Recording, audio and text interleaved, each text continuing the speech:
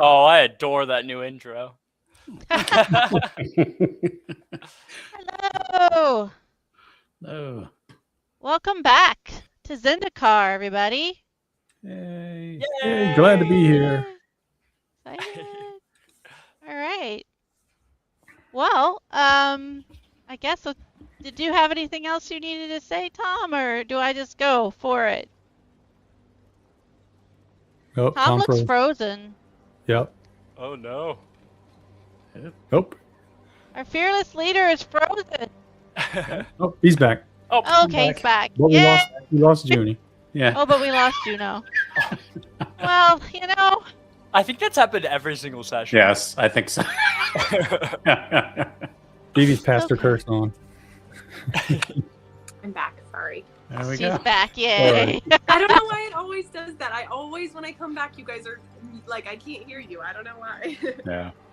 That's okay. Alrighty then.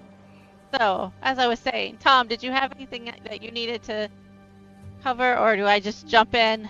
No, I think You'll you're do good. that at the end. Okay. Yeah, I'll do that at the end. Let's just jump in. All right. Well, then we begin our story on the day of Hlutur. You all survived Hlutur Eve. Everyone has had a nice night to sleep and recover from the ordeal of yesterday, so you should all be back up to your max HP, and I guess unless you decided to just stay up and party all night, celebrate. But yeah, we're gonna say eventually you went to bed in your little shared tent, except for Grizzle, who is our new character. Grizzle would be sleeping in the barracks over by the lava step tower. So you awaken in the morning on the day of Hlutur to the sounds of goblins bustling about Hlutur, cleaning up after the debris, and so you hear lots of hammers pounding, and lots of scurrying about outside of your tent. You can also probably make out the sounds a little bit of since you're right there. Your tent's like right backed up to where the gathering boulder is. You can hear that the Gobir have already gathered at the gathering boulder and started their official business of Hlutur with the first item on their docket. So, what do you do? Before everybody starts getting up for the day, Legs in the morning braided actual bracelets with all of that wild magic surge hair that he got, and he passes it around to everybody. There's somebody touching my arm. Yeah. Oh, I just figured I'd help you out here. Oh, all right. Hopefully Legs doesn't get stabbed to death. And now Yeah. we know what happened to Legs. Yeah, exactly. All right. Thanks, Legs. I need to get going. I got to go and check in on the Gobir. Grix kind of just like, she like almost punches you whenever you like are leaning over her, and then she's like, okay, hair, right, yeah, okay, thanks, and she'll like turn back over.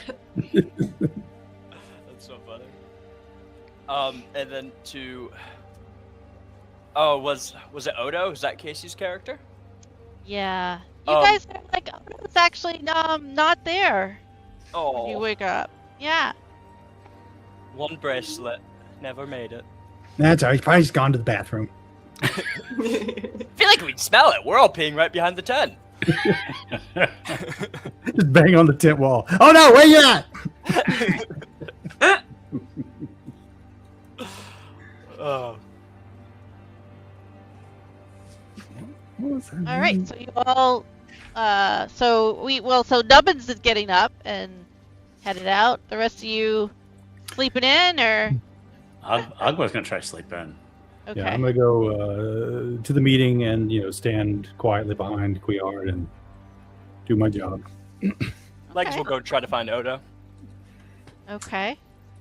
Grick's just gonna kind of like try to go back to bed, toss and turn, and then eventually just be like, ugh, and like she'll get up and start getting ready. Okay. It's like trying to sleep in at Penzic. Right. Yeah, good luck. So all right, so Nubbins, you are, as you approach, and you're able to get up to the gathering boulder and slip in there, next to Quiard. The Gobir are all gathered, all looking very official. And they've got it looks like, they've got like, their docket of grievances and such things that have been brought to them that they have to go through today, during the whole What's It. Right now, the first order of business is the same first order of business as it is every whole What's It, or it has been for the last about 5 years, which is where the local armorer and the local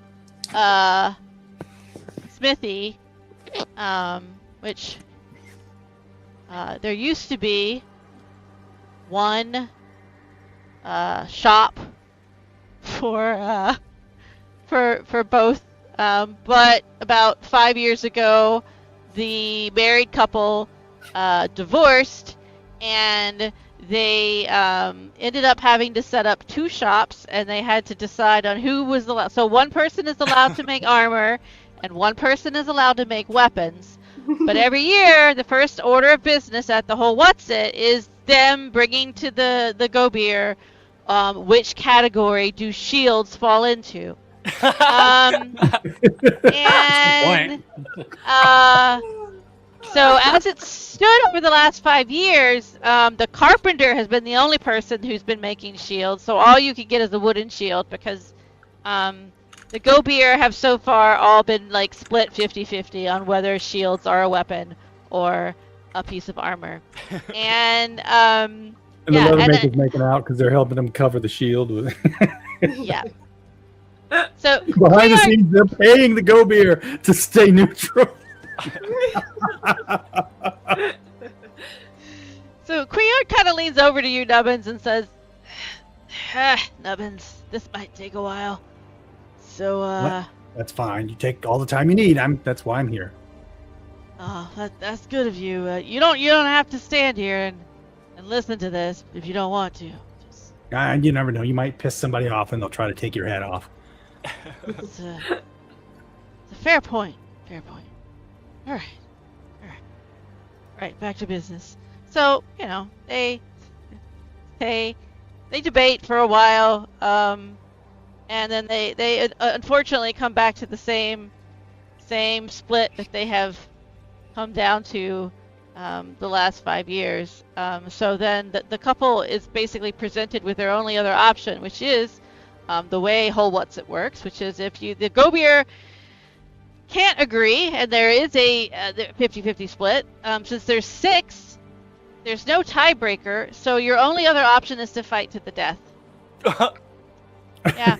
So most people just choose to bring their piece of business back to the whole What's It the next year in hopes that maybe the Gobir might have swapped out, or they get a different get a different decision. So that's what this couple has been doing for like the last 5 years. Cowards. So they move along. Their second order of business is actually to issue a formal thanks to the heroes of whole What's It, as they have now dubbed you, for your efforts the previous night. And then they move on, and so it goes. Lots of boring tribal business and negotiations, and nothing too fascinating until the ground kind of starts to shake. Oh boy. Like earthquake. Agba gets like thrown off her well, I don't even know if I guess she's more sleeping on the ground if anything, but gets kind of like what the bleep? Let's go. Grabs all her weapons, and she's outside. She's outside looking around like, are those things back? Yeah, Grick's gonna just kind of like jump over to like to stand closer to it's Efo, right? That's how you pronounce it? Yafo. What was it? Yafo. Yafo. Okay, thank you. She'll jump over to be closer to Yafo if she's not already next to him and just kind of like squat and look around. Okay. So yeah, the ground starts shaking. You see everybody looks very, I think a similar thing to what crosses Og's mind is what runs through everyone's mind is oh my god, is there another Surakar elder headed for the village? You can see over in the distance the stonemasons are working with the carpenter and his apprentices, trying to actually just get like the hammering that you heard was them trying to put like a wooden temporary kind of wall in place to cover the breach where the Surakar elder smashed through the night before. But yeah, everyone is on high alert. You already had like multiple guards were already they have Thovak stationed extra guards on watch on the walls, just in case. And you notice that while at first the quake seemed quite significant, it starts to die down fairly quickly. And you see the guards on the eastern wall, some of them are like shouting and pointing, some are just sort of standing there agape.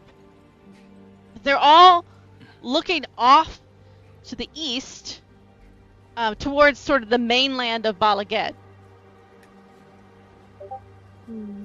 What do you do?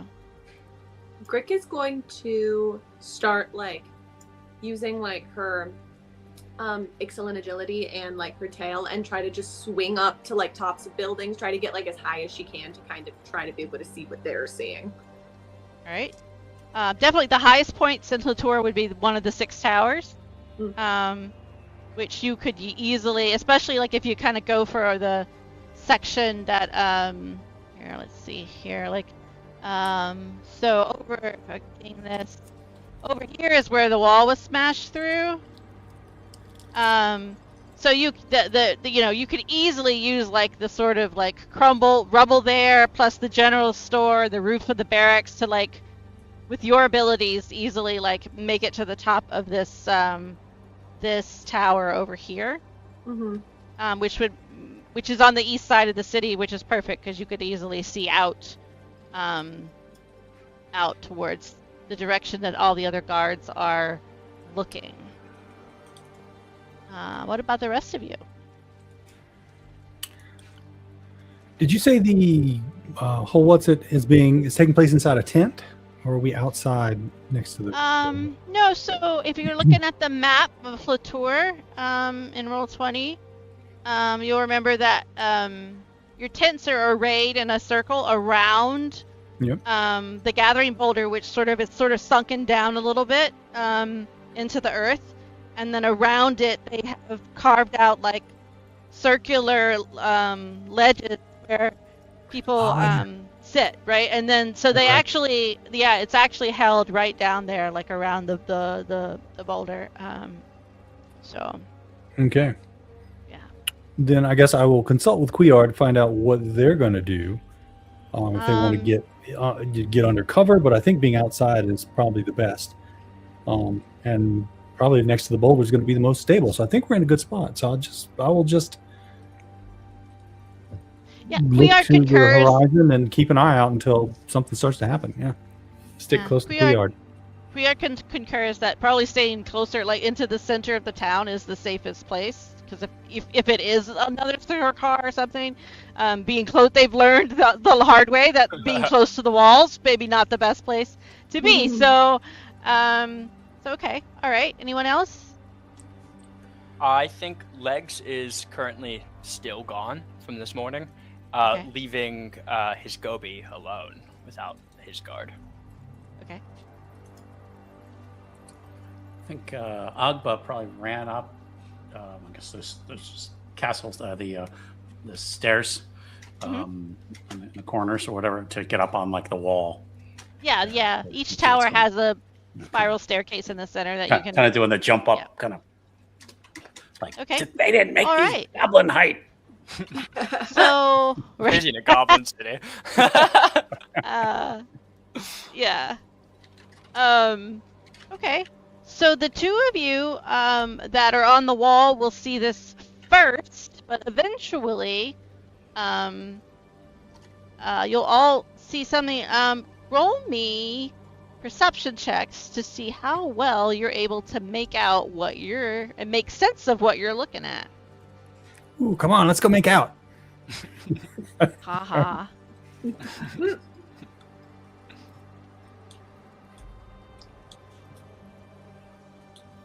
I've got 2. 10.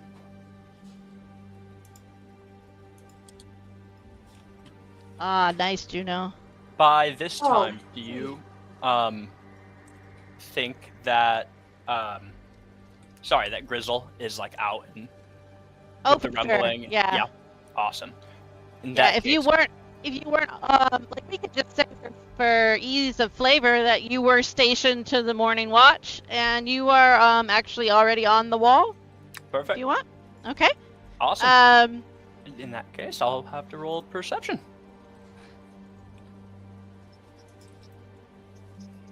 All right. So, Juno, you see beautifully. The rest of you, it's gonna be like a little hazier. I would say, Nubbins, you probably have. It makes sense. You have the worst view because you're the only one that didn't try to get up on the wall. So, so this is gonna come later to you. But, yeah. You might like kind of pinch yourself, but it's what appears to be. You see in the far, far distance, rising above Balaged, what looks like the jumbled pieces of a massive stone city, defying gravity and rising into the sky. And there's mud and vegetation and animals and falling off of it as it rises. Like it literally, like it looks like the ruins of a city that were sunk into the jungle of Balaged is now rising as one up into the sky above Somebody Balaged. over the city. And you said this is about how far away? So here I'll bring up, because I'm not the best with distances. We can look at the map of Balaged. So you guys are over here. I'll ping. You're over here in Hlutur on the peninsula. So this is sort of, I would say, located kind of right in the center here of where the gum wilds are, about the center of the continent of Balaged. Oh, okay. So far enough away that this is just like, okay, something's rising into the sky, but we can't quite. Juno Figure has out the what- best sense of what it might actually be. Yeah. Yeah, with that Okay. 21 perception, which I think was actually a crit. Yeah, so that's It why was. you're getting. Wow. That's why you're getting as detailed a description. Is that Rick nails it. Like, The I veil. have seen this before. I was gonna ask, do you think I would have ever seen it or known that there was a city out there? you would have known, having grown up in Balaged, that there were ruins of, give me a history check. 14. All right, yeah. So you knew that there were some ruins of of a massive core city. Not a goblin or elf, but or human. It was actually a core city sunk deep in the Gum Wilds. But I don't think you would have ever gone there or like be super familiar with it. But Okay. that would be your best guess as to what you're looking at. Okay. She's gonna swing back down and run up to Yefo, and she's gonna say, "That city, in the Gum Wilds, the ruins out there. I think it was the coal people. It's, well, this sounds crazy, but it's floating." So Yefo looks at you and kind of blinks, like slowly, and stops, sort of. He's like, the core, the Skyclave, that ruined Skyclave is rising again? Yes. As he says this, you see the other Gobir all start to like look at each other, like start shooting each other looks, and they're, and then like you start to hear like murmurs in the crowd, and the Gobir are all like, we should maybe we should adjourn. We should adjourn. Sorry, folks. We're gonna need to pause the docket and let's adjourn to the oh goodness, that house got smashed. We'll just use the tavern. We'll just take over the tavern. Everyone out of the tavern. And the Gobir start to make their way. Dordo starts rushing everybody out of the clearing the tavern out, so you guys have a private place. He decides he's gonna let the people stay in the lower level of the tavern, but he's gonna move you guys up to the second floor of the tavern. And as the Gobir start to move along, they gesture for you to join them. You don't gotta tell me twice. Yeah. Let's go, boss. So we'll go back to the cracked cask, and I will need to reveal the second floor. So there you go. Now you can see the second floor of the inn here. So yeah, I think the Gobir would probably kind of cluster into one of the the largest room here at the top, and yeah, and then they once you've all kind of gathered together, they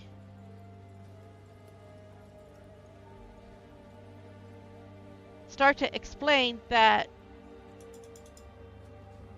eons, ancient civil, like long, like thousands of years ago, before the Eldrazi Titans came and wreaked havoc on Zendikar, before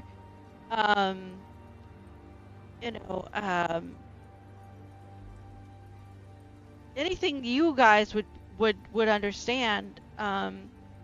Like to your knowledge, what little you might know of the core is that they're just sort of a nomadic race, humanoid, but they, but you wouldn't necessarily associate them with building great big cities, because now they are just basically nomads that travel around. going sort of from like holy site to holy site that that they revere. But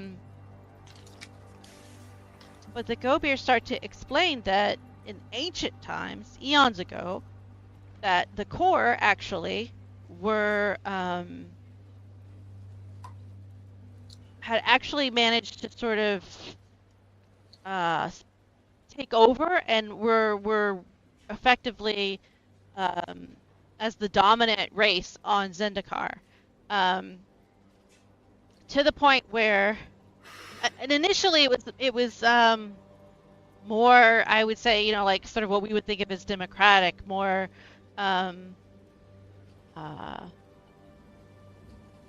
sort of mutually beneficial, right, between the different like civilizations. But as they grew and time moved on and they got their civilization spread farther and farther, they started to become more militant and more sort of imperialist, and they built these massive cities above. They built 7 of them above each of the continents of Zendikar, and they were basically military bases and government centers, and that were designed as like multiple different platforms that would actually then come together and form a giant like solid sphere as a defense mechanism. And they basically would man these skyclaves above each of the continents to sort of keep an eye on what people were doing there and sort of manage their empire that way. But the skyclaves have, by this time, like as far as you know, like if you'd ever even heard of them, they would have just been ruins on the ground. None of them have been in the air for thousands of years. And so this is kind of crazy. And the Gobier are all sort of looking at each other, trying to figure out what to do next. Like, what could this possibly mean? And eventually come around to the idea that they should send an exploratory party out to investigate. Great. I mean, who are you going to get to do that? Yeah, that sounds great. Yeah, good Right. luck. Well, I mean, who other than the heroes of What's-It, right? I mean, obviously the Gobier we have to stay here and finish the business of the whole What's-It. We have a very, very long docket that we have to get through. So we can't just go off. But the 4 of you. Oh well, wait, no. Yeah, that's right. Odo had to go. Right. Well, Right. Why don't you send him? He was pretty good. we could get. And so at this point, Thovak pipes up, and he's like, "I can assign someone else from the guard to assist." Yeah. No, that's what I was looking for. I'll find someone. So they're all just looking at you, 3 or 4. Is Grizzle here too? Probably not, unless it was like Probably super not. clear that Okay. everyone's piling into the building. Okay. So they're looking at the 3 of you. They don't just As point the- to a random guard and go, "You." No way. They close their And eyes. they're like rather expectantly as to Boss, you sure about this? Yeah. There's got to be some other schmucks. I mean, strong people we could pick out of here to send. That's I why think we we ought to have stay a with you. guard. That's why we train. Why would? well, no, we have a guard. guard. Thovak is like, sure, we have a guard because guard Hlutur, not to go off, leaving the city unguarded to investigate crazy floating cities. But we're And with the Surakar threat, potentially, they could come back and we don't know. We can't be sparing. I will spare one guard to assist with the mission, but that is it. Everyone else, I need my limited resources here to both rebuild the wall and resecure the settlement. Yeah, what he said that makes perfect sense. I'm not too sure about this. I want to make. I'm just here to make sure Couillard is safe and. Yeah. That's the other thing. Who's gonna guard the gobies? That was our job. The gobies look at each other and they're like, we feel like as long as we stay here at Hlutur, we have the guard to keep us safe, we're fine. We will agree to not leave Hlutur and try to make our ways back home without you until you return. Sounds reasonable. I mean, this definitely seems like a threat. So, there's that aspect of wanting to make sure that I'm doing my job. But yeah, I can get behind this. Couillard pats you on the back. It's like, good man, good man. Good goblin, good goblin. I am old enough to be a man. Thank you.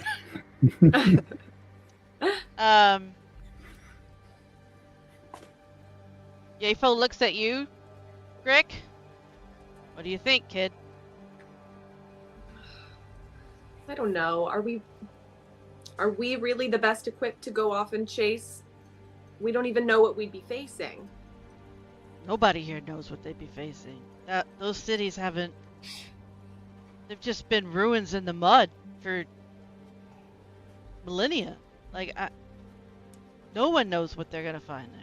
Yeah. So, I mean, obviously they got to send the smartest people in the room. Right. Or maybe ones that are really good at climbing. And he winks at you. Fine, I suppose. There would be no harm in going and simply investigating. Yeah, He we looks pop at in, you. we get a good look, we come back and report. He looks at you, Grick, really meaningfully, and just says, I couldn't think of any Zalaxan that would be better to say.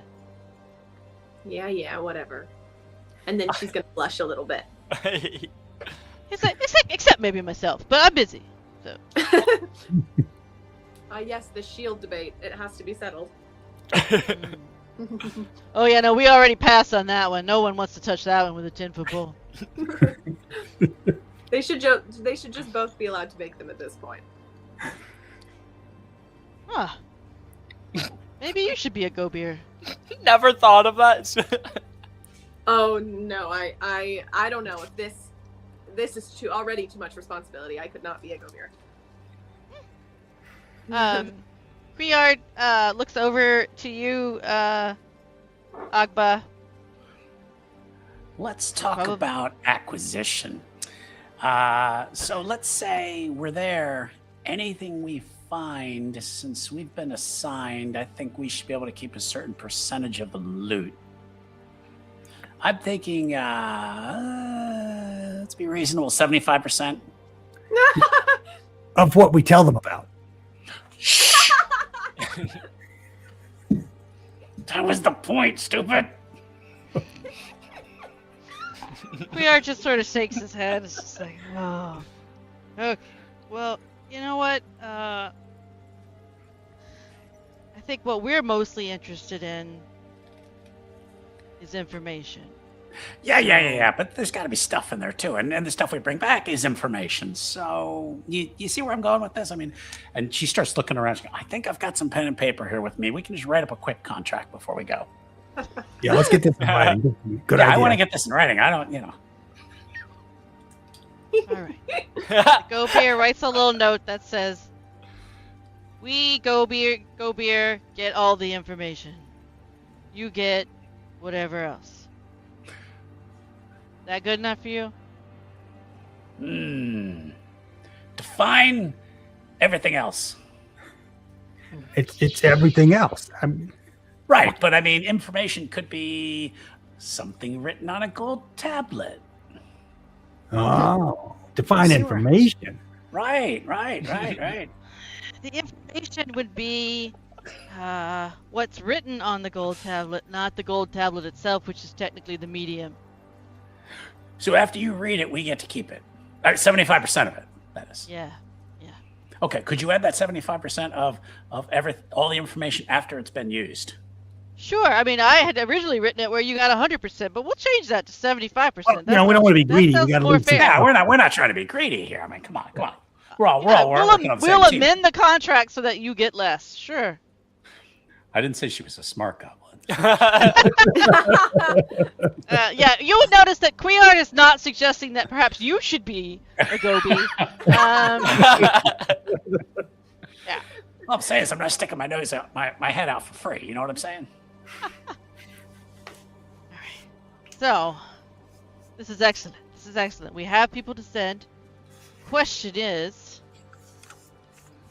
how do we get you miles up into the sky? And I don't know. I figured we'd get there and an opportunity would present itself. so at that, the Mordecai Gobi, Tajana, who you've all seen before, the very sort of imposing one, looks at you with a very sort of disappointed look, as if she would have expected better of you,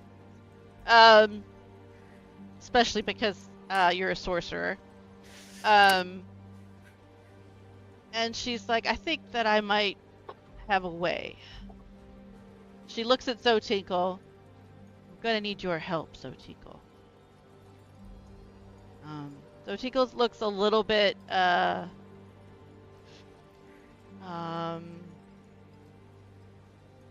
uncomfortable, but at the same time she's like, well, of course, anything that the city needs of me. What do you need me to do?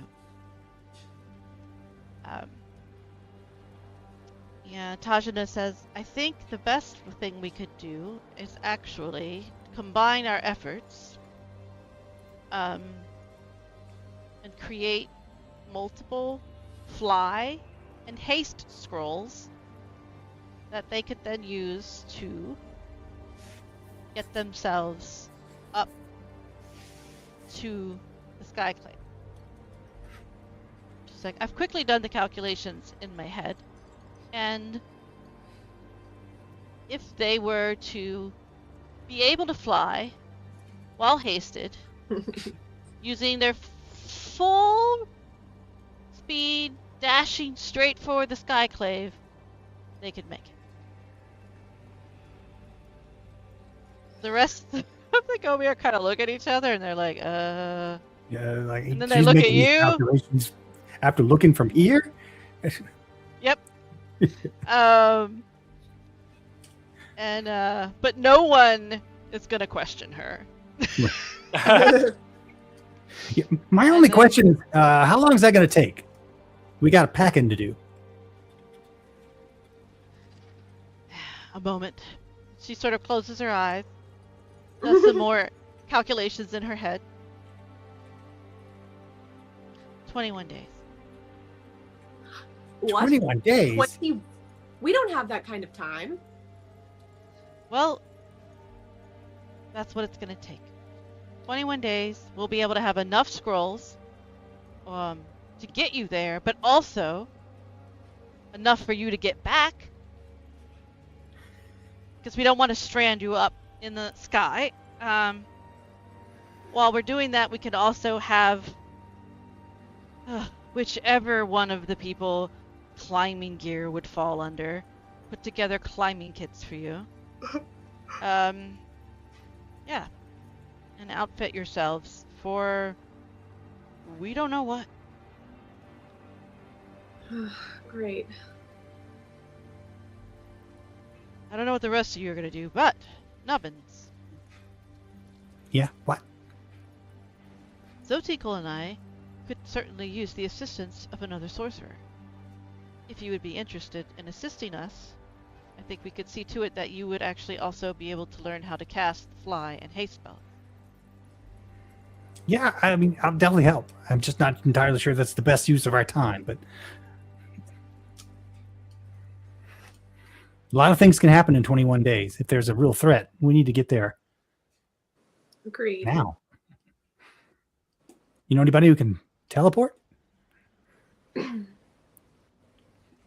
Yeah. All right, I guess believe this is that the I am plan. the then. highest. I believe I am the highest ranking sorcerer or magician of any kind in Hlutur, and I don't know how to tell. Do you? No, I barely know the word. Had to sound it out before the day.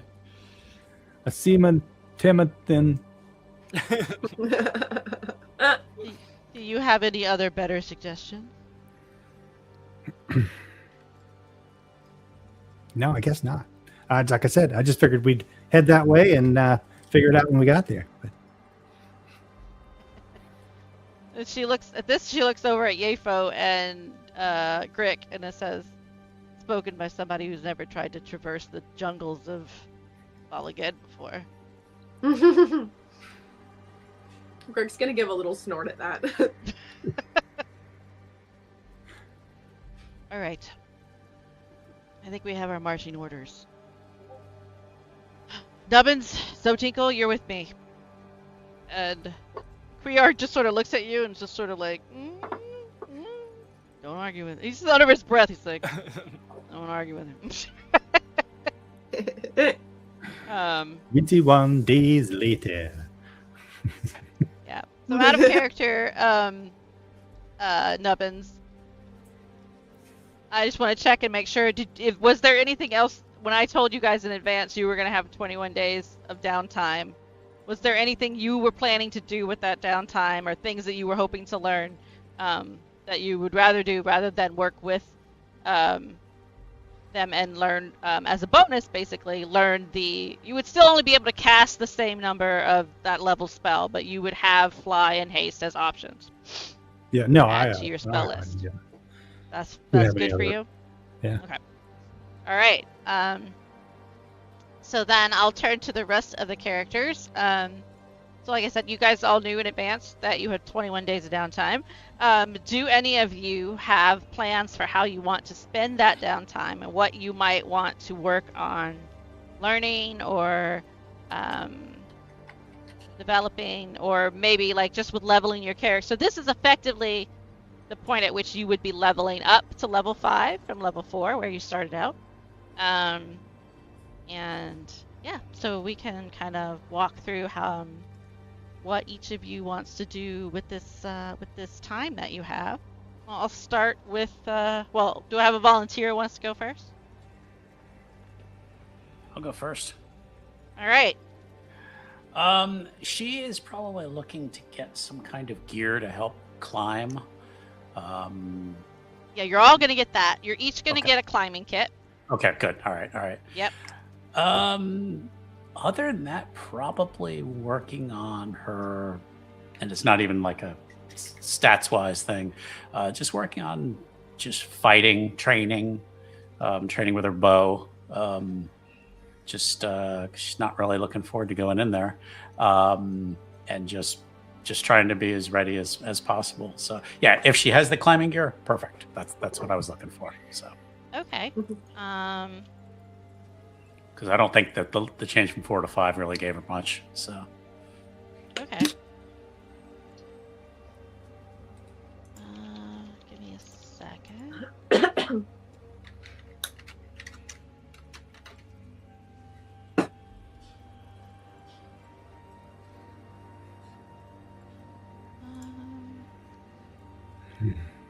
Done.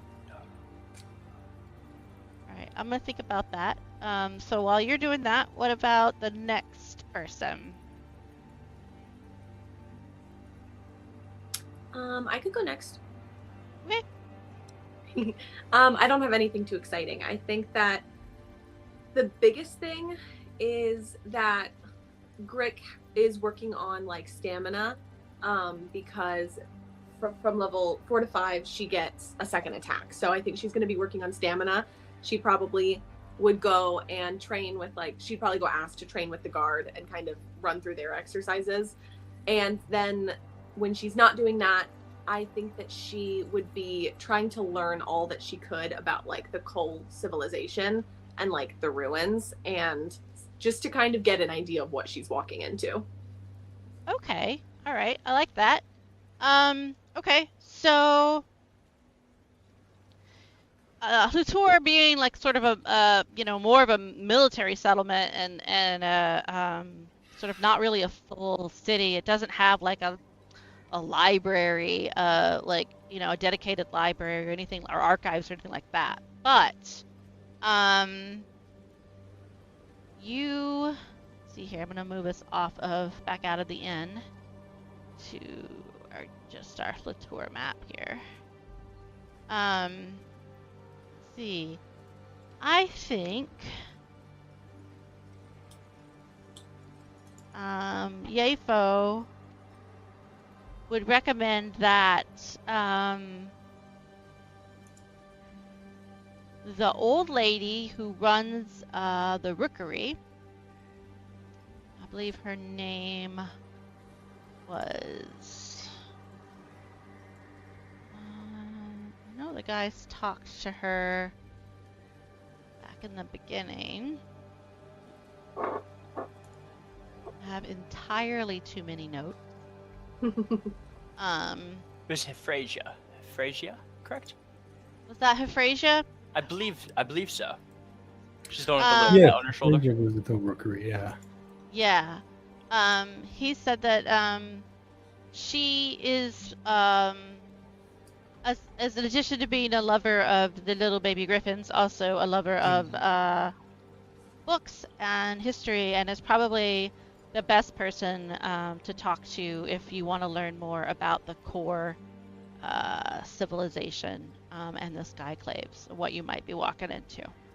Perfect. Then yeah, she'll spend time at the rookery a lot, kind of just chatting, and then she'll spend a little bit of time with Yefo, kind of working on some of her monk skills like meditation, even though she hates meditating. Okay. So what she's able to tell you about the core sort of rehashes what I told you already, right? Which is that they're an ancient race native to Zendikar. They've been here, since the beginning, as far as they know. That they used to be a much grander civilization that sort of that was basically kind of running Zendikar, but that over time, even though they had sort of this advanced core technology and this ability, they're apparently they were very good with lithomancy, which is stone forging. So they would actually, they were able to take stone and their like in hand connection specifically to white mana and create wondrous magical weapons and armor and these amazing they were sort of light years ahead of everybody else, which is what sort of enabled them to kind of grow and initially, sort of start minding like everyone, for everyone's benefit is how it started out, right? But yeah, they did grow more militaristic over time. Different civilizations started to push back, and ultimately, from as she understands it, she doesn't really know what happened to the other Skyclaves, but the one in Bala Ged was basically destroyed and fell from the sky into the ruins in the Gum Wilds because the Jaraga elves, which are one of the the main, like the largest elf tribe native to Balaged, Mhm. basically revolted, and there was a great battle, and the Skyclave came crashing down. So that is what she's basically able to tell you, that she's been able to glean from books that she's had the little griffins bring her back, and Mhm. back and forth. Can you repeat what was the name of the? It started with an L. It was the name of the like art of doing the stoneworking stuff. Oh, it's called lithomancy. Lithomancy. Lithomancy. Stone forging. Perfect. Thank you. Now, while you're there, you end up spending many, many nights with Euphrasia, sitting around her, giving you tea and fussing about and pulling books off shelves and being like, well, I think I remember, like it takes her a while to kind of pull this information together for you. And while you're spending so much time there, you also get to know her wife, whose name I also I can only find all of my notes. Like which one of these notes is where I wrote down all my NPCs? She has a wife. Her wife is the lady who runs the bathhouse and the laundry. Oh. So you get to meet her too, and these two little adorable ladies. Oh. Thraga. Her wife's name is Thraga. It's Euphrasia and Thraga. And yeah, they take you into their home. They just dote on you, almost like the granddaughter they never had. Frasia's so tickled that someone else is actually interested in all these dusty old tomes and this knowledge that and they just think the world of you, and you also find here. Where is he? He's here somewhere. There. Alright. And you see this little guy? Yeah. This is Tux. Tux is one of her I would do anything. little for books. baby griffins. Tux just gets to be so fond of you. He just hangs out on your shoulder, nuzzles all around.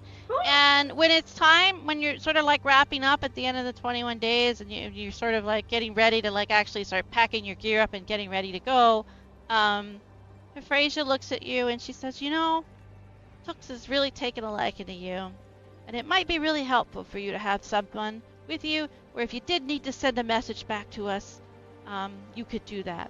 So I talked to Tux, and well, I think he understood me. Anyway, I think Tux would like to go with you. So if you're all right with that, so now you actually have a little animal friend.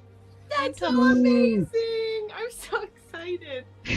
That's amazing. No, when I think when Euphrasia says that, Greg's face is gonna drop a little bit, and then she's just gonna tear up a little bit and swipe it away, and then be like, "Of course, I'll take good care of her." Is it a boy? Oh. Is it a boy or a girl? Tux is a boy. A boy. And yeah, she gives you a little bag of treats that are Tux's favorite. And yeah, and I'll offline with you. We can form some stats for Tux, because Tux right now doesn't have any stats. But Okay. Yay! Oh my Tux is all goodness. yours. Yay! I'm so excited. All right. What are you up to? So let's see, Grizzle. So you're just sort of doing your job, manning the wall, kind of standing up there with the rest of the soldiers, gaping at this thing off in the distance, wondering what the hell what the hell it could be. When Thovok, well, he sends a runner. He's not going up there. He sends a runner up to the wall. It's just like, Grizzle, Thovok is asking to see you. Right away. Oh, gosh. Did I do something wrong? He Uh, looked mad? well, no, I'm not really sure actually. Yeah, no, I would just go there. He's waiting for you in the upstairs of the tavern. Cool. Sounds good. Thanks. Yeah, yeah. She'll climb down the wall, stretch her back, and be like, oh my god, anything but that. Make her way to the tavern. Awesome. As you walk in, Dordo, it's like, yeah, you must be Grizzle. Thovok's upstairs.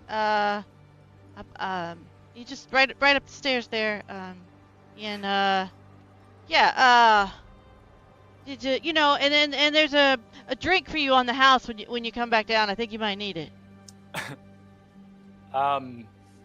Okay.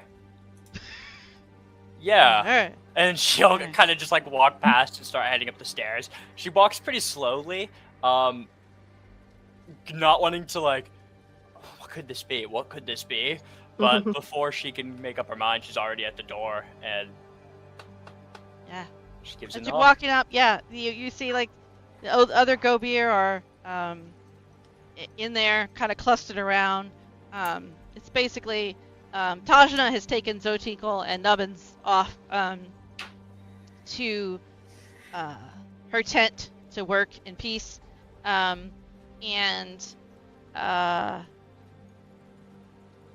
so all that's left now are Quiard and I think Kaylee, and Drara, the lava step Gobi, who you don't really know because I think this is her first year as a Gobi. Oh, okay. And you've been stationed here for a couple of years now, so yeah, it's up to you whether you want to have known her before you came here. Yeah, I think not personally, but I don't know how, I guess, how is, like, is there any chance that I know this is who this is? Like, I'm guessing there's some sort of, like, one of the insignias or something. Oh, yeah. Yeah, okay. So I guess what she'd do is at first she walks in and she kind of like double take, realizing that this isn't the Gobi that, was here last year. We'll give a slight head nod, smirk, and then like recompose who she's talking to, and then give a bow instead. And then she will lean up and look for the one who called for her. Okay. Thovok was like, oh, good, Grizzle. So, you've been here in Hlutur for a couple of years now, and you've really, you've done great work. I mean, we've been very pleased. Thank you. Only a few more of me, right? And then I'm going back home. Well, it's funny you mentioned that.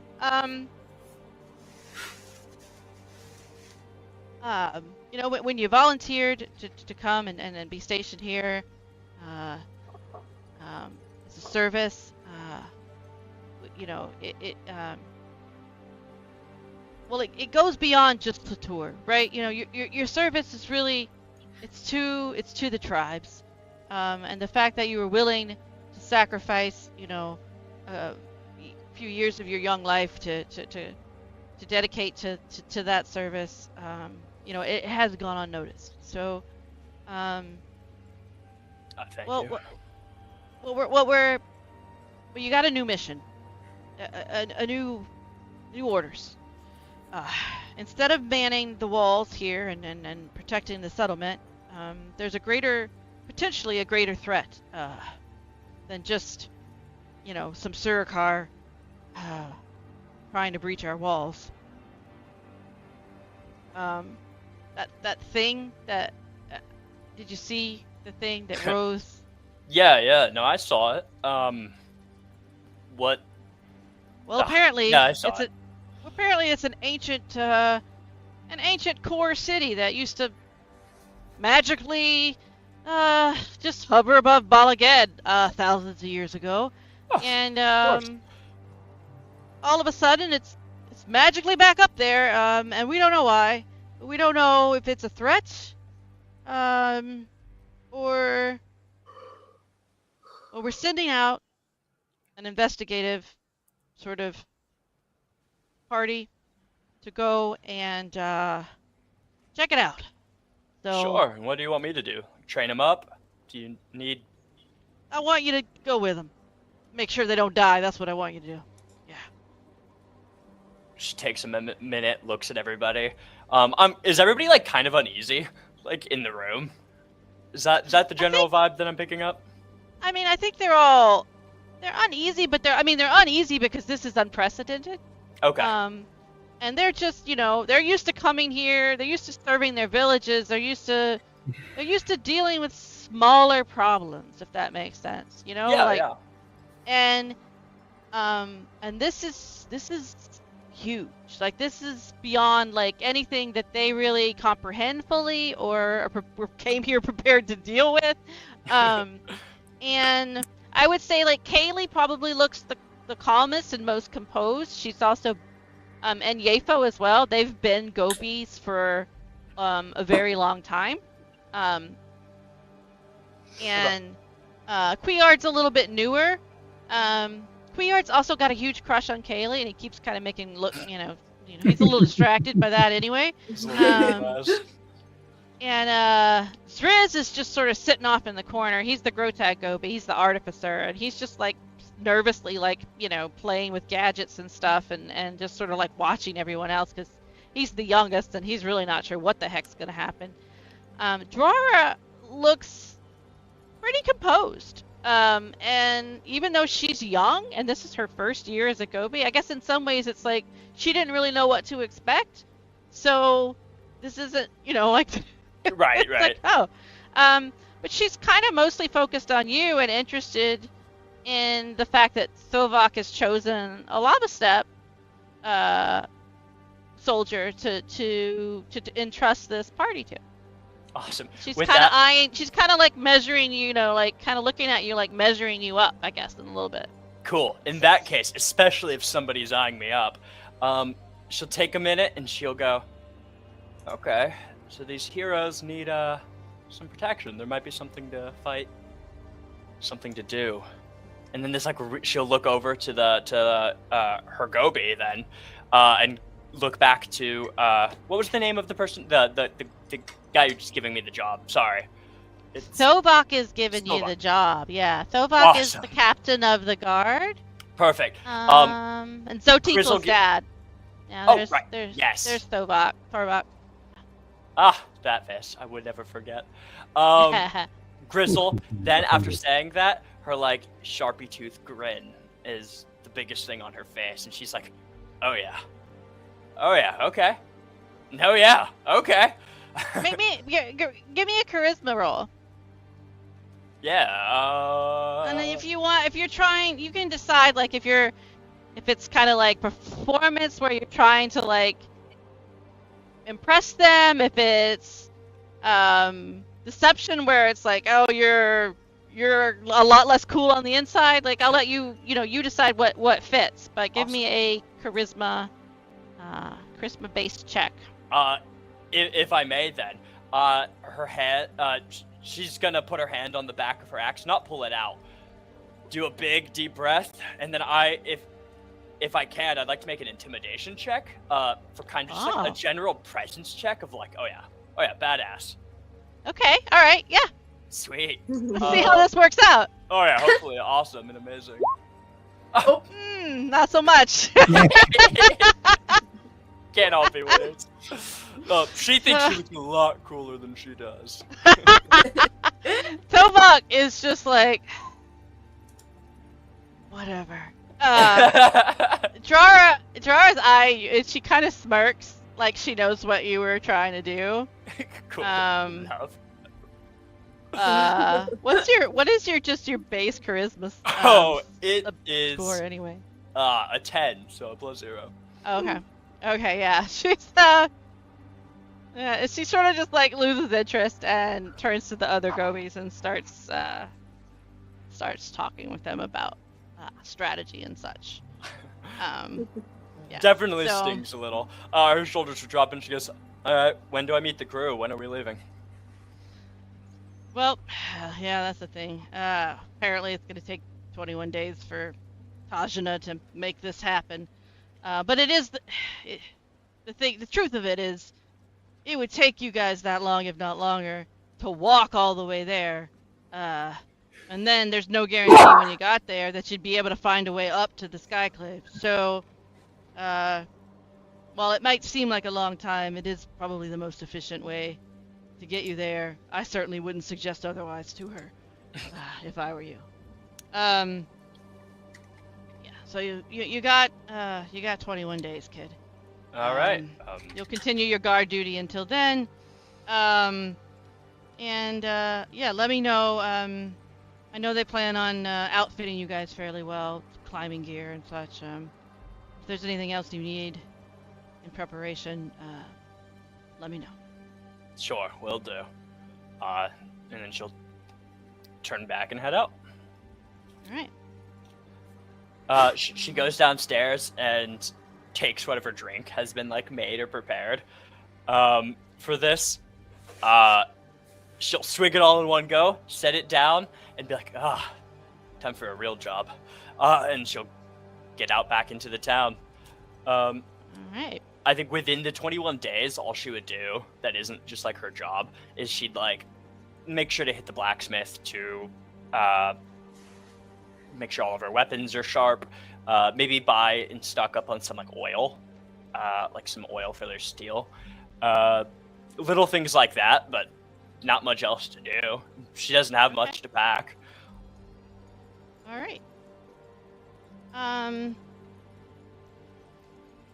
that case, that brings us back around. Oh, here, I'll just share this with, we spent so much time with her. This was Euphrasia. Yeah, she's I don't know if I cool. can make it any better. The lady that you got to know there. I have a. Oh yeah, I do have an image of Thraga. There's Thraga.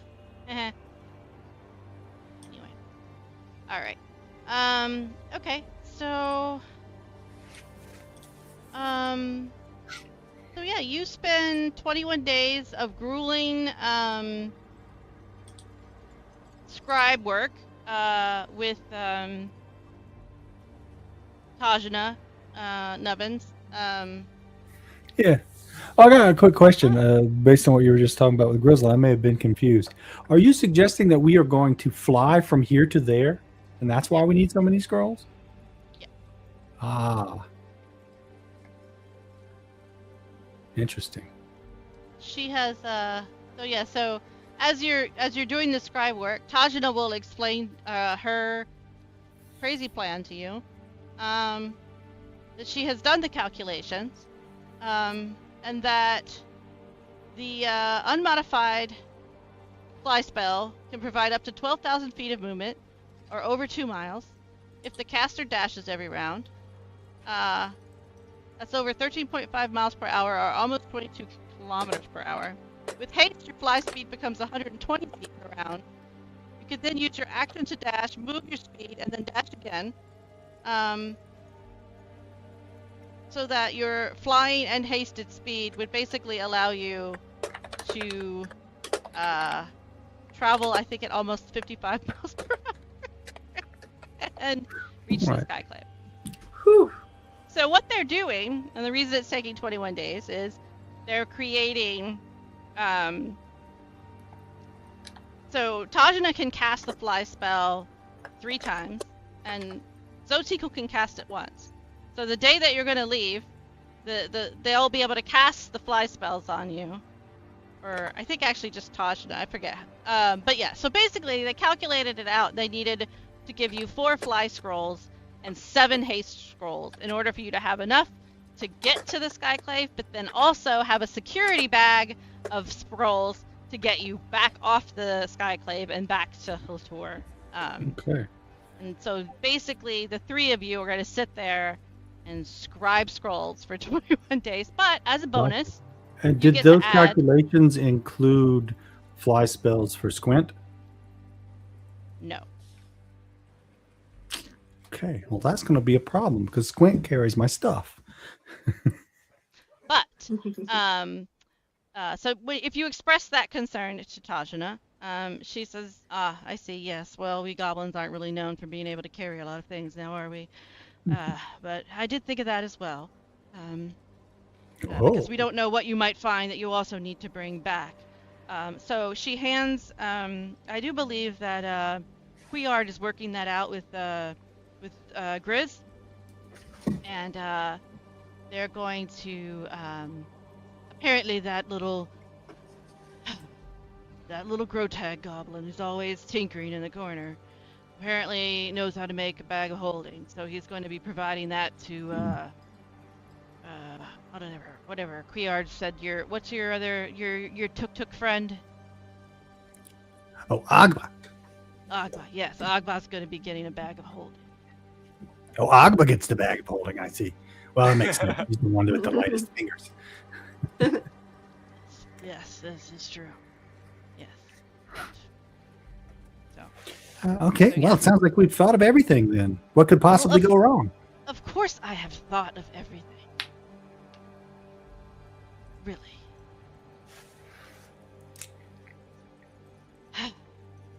Get back to writing. Right faster. So, yeah, so that's the plan. So yeah, Agba, you get a bag of holding. And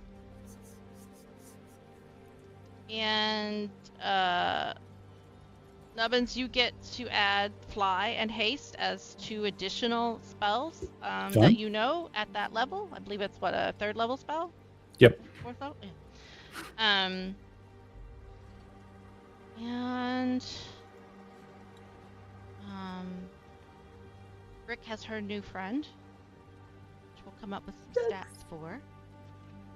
But he's also Tooks is able to then carry messages back to Hlutur if you guys get yourselves into some sort of a situation you can't get out of. Who knows? And the night before, well, you guys tell me. It's the night before you're going to be leaving the next day. What are you guys doing? Are you spending any time trying to get to know each other better? Get to know your new companion, Grizzle? I imagine we did that over the 21 days. You were busy scribing. So. We I had- think- maybe I think- during the day. Yeah. But at night we had to haze Grizzle. Yeah. I think Well, Agba tell wanted. me what did you do in your off time then? Go ahead. Give me some role play. Oh, well, I'm on there. On one of the earliest days, like after maybe just a day or so after everybody gets the job, a letter will appear at your guys' tent inviting you guys to the tavern at dusk of whatever day.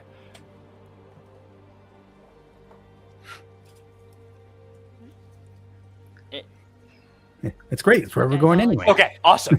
When you guys all come inside, she'll be leaning like against one of the tables as like there are a couple of drinks setting up, like sitting around. There's enough for each of us, and she's like, "Hey, heroes. Name's Grizzle. You guys thirsty?" And Yeah, there's, like, always. one of the more expensive ales too. Wow. Oh, chipmunk ale. Yep, my favorite.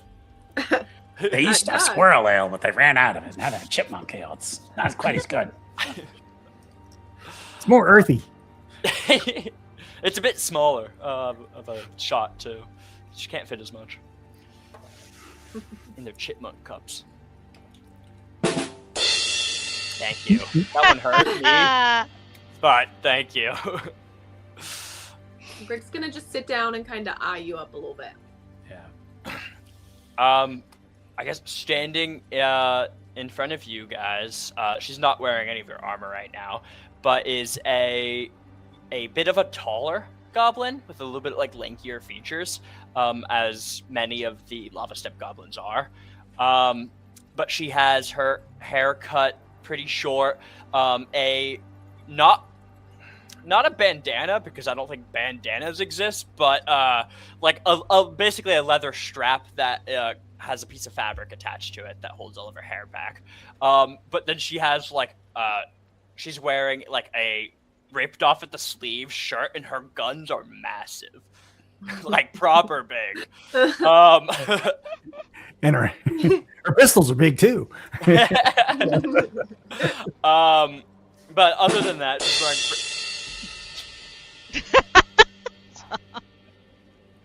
Every time it's gonna get me. It's gonna get me every single time. Other than that, pretty decently plain clothes. She has two hand axes strapped to her side, and an axe right now is leaning against like one of the chairs or the booth or whatever, wherever they're sitting. That's what you would say. Cool. Yeah. So you invited us here? Yeah, I who mean, I are figured you exactly? What was that? Who are you exactly? I'm Grizzle, a member of the Lava Step tribe. I've been working here in Hlutur for it's been almost 3 years now. Yeah, I've seen you around. Yeah, if you're looking at the walls, I'm the big one. For as little as we all are. And why did you call us here? Well, looks like I'll be traveling with you guys. We're all going to the floating city. They thought you guys needed an extra hand. You're the guard. I'm the guard. Okay. Great. I'm good at killing, buying ale, and probably not much else. Oh, I can read. That's pretty big. Oh, good. You fit right in. Not a lot of my tribe can.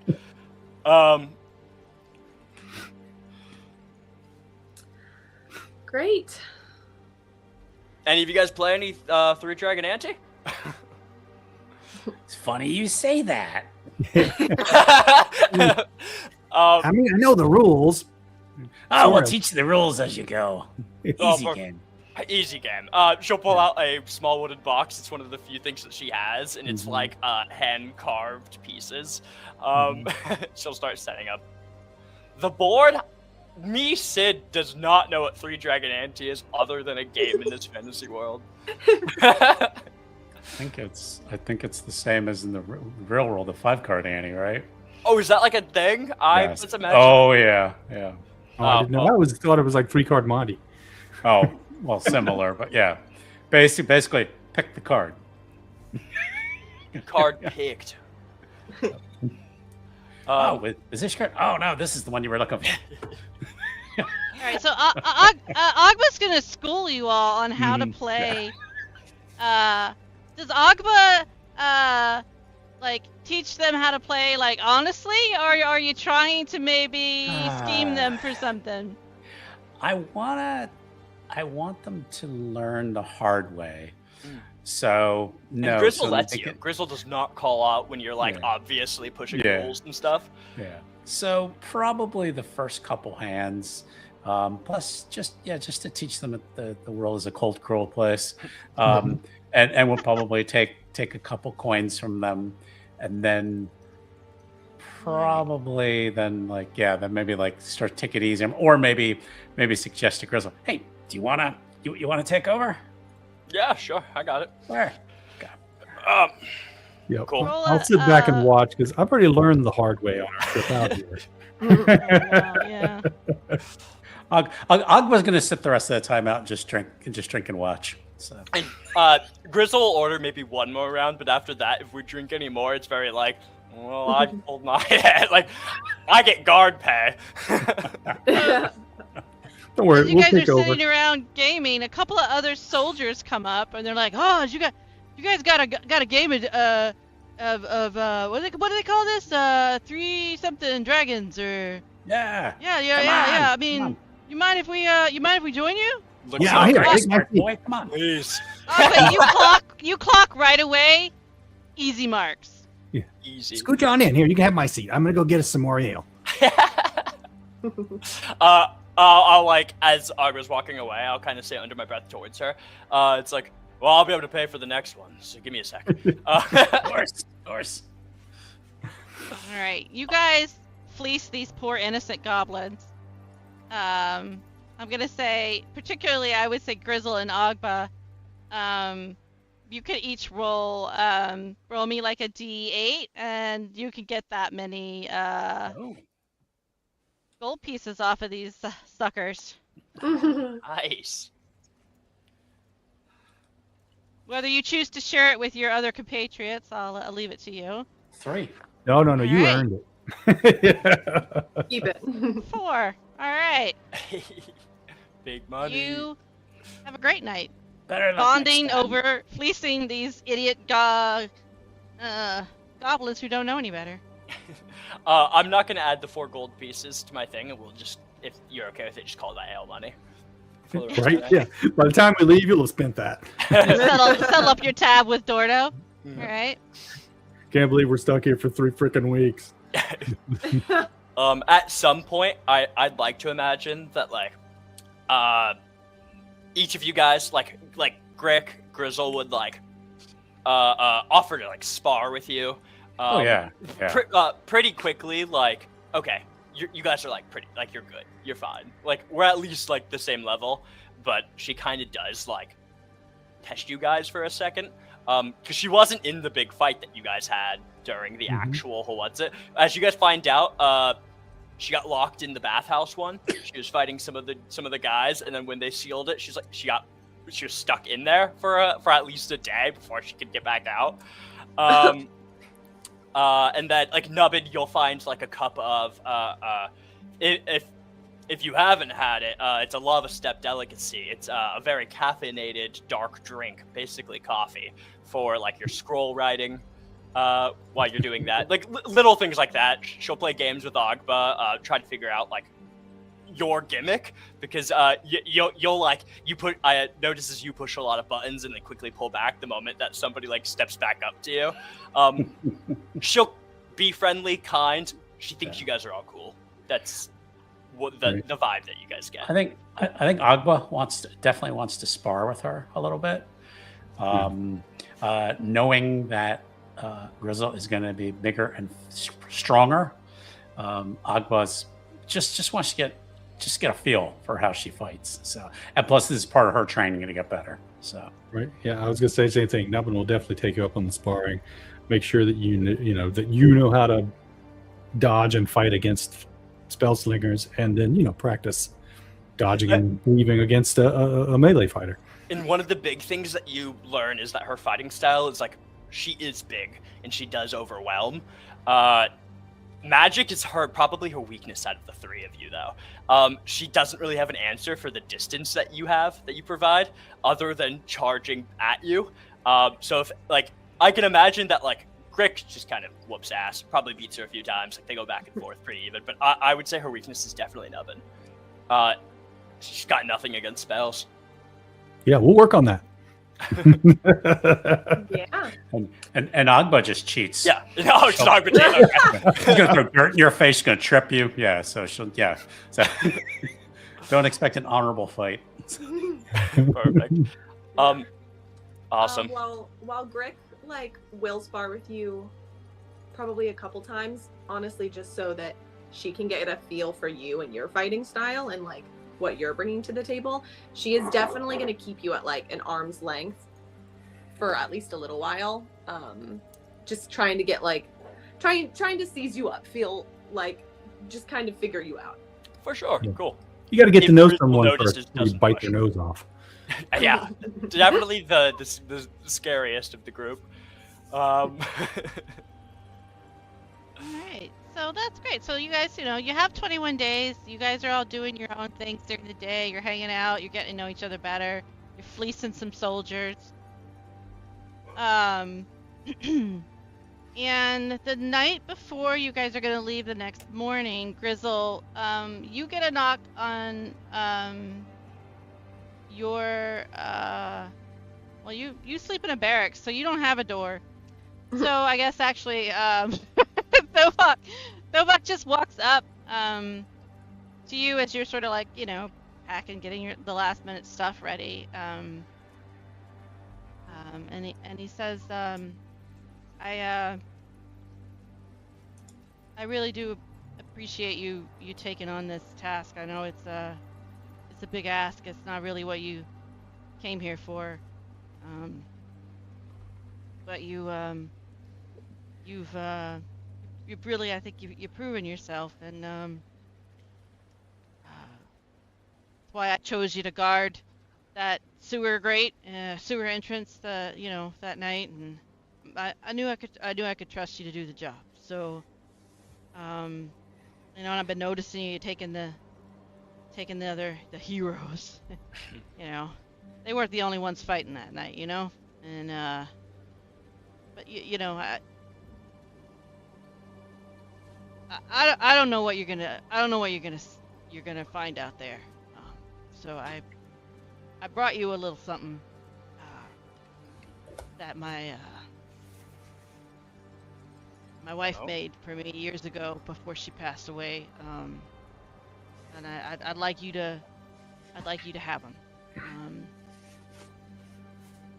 maybe they'll help make sure you guys are able to do the job and then come back to us safely. And he hands you like a weathered old box, and when you open it, it just has what looked like a very, very plain, simple leather bracers, a pair in there. Oh, these are lovely. But yeah, and he's like, I think that'll help you out, and good luck out there. Thank you, sir. She'll stand up and she'll reach out her hand for a handshake, and if he takes it, she'll put her other hand on his and seriously, thank you for those last few years. See you again soon. Absolutely. And I shared the handout with you. Hopefully you can see it. But you have they're bracers of bark skin. So 3 times a day as a bonus action, the wearer's skin takes on a rough bark-like appearance and grants you a +1 to your AC for 1 minute. Whoa! Cool. Oh, that is so cool. So yeah, those are yours. Thank you. Okay. The morning. Well, I don't know. How do you guys sleep your final night in Hlutur? Soundly? Soundly. Yeah. No. Greg tosses and turns, and then eventually kind of gives up on it for a little while and probably goes for a walk around town. And then eventually, in the wee hours of the morning, she'll make her way back and finally fall asleep. Took snuzzles in when you come back, kind of right into the crook of your neck. Oh. All warm and soft. She'll bring the blankie over and carefully tuck it kind of so that he's under the blankies too with her. There's a point where Grizzle will go out and find a spot where she can look at a reflection, somewhere at a puddle or something.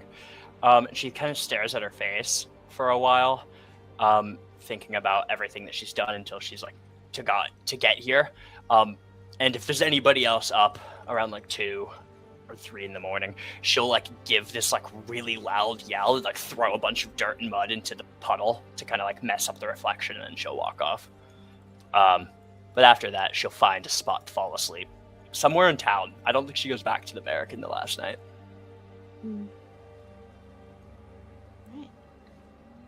I have stress dreams of being chased by giant rolls of vellum.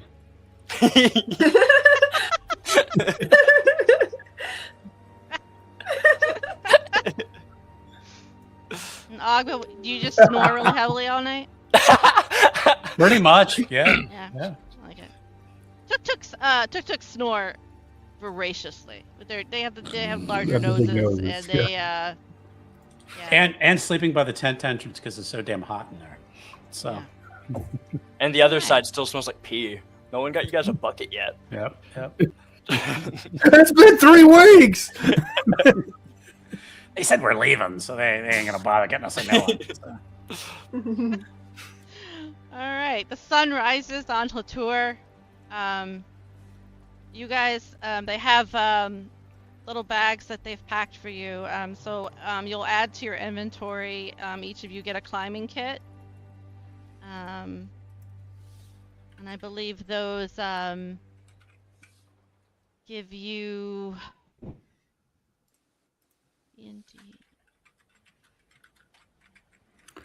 I don't know. I tried to search for climbing kit in the compendium and nothing came up. Climber's kit includes Climber's kit. Climber's kit, yes, possessive. A climber's kit includes special pitons, whatever, pitons? I don't know what that is. They're little metal things that you stick in the wall. Okay. There you go. Boot tips, gloves, and a harness. You can use the climber's kit as an action to anchor yourself. When you do, you can't. Here, I'll just call. You should be able to just drag it from the compendium. Yeah. But yeah, it Oh, that's going in the bag of holding. Freaking 12 pounds. right. Is there a good way to like add it from the compendium straight to your character sheet? I wasn't able to figure that out. Drag. Click and Yeah, drag. if you look at, so if you go to the compendium and you just do a search for climbers, it should come up. You want to pick The 2014 version. I don't think there's much 2014 difference. version, yeah, not the 2024 version. And then if you just drag it over to your, if you open up your character sheet and just drag it over, it should just automatically add it to your inventory. You should see a little pop-up saying accepting compendium drag or something like that. Oh, okay. Awesome, thank you. So you each get a climber's kit. You also each get a set of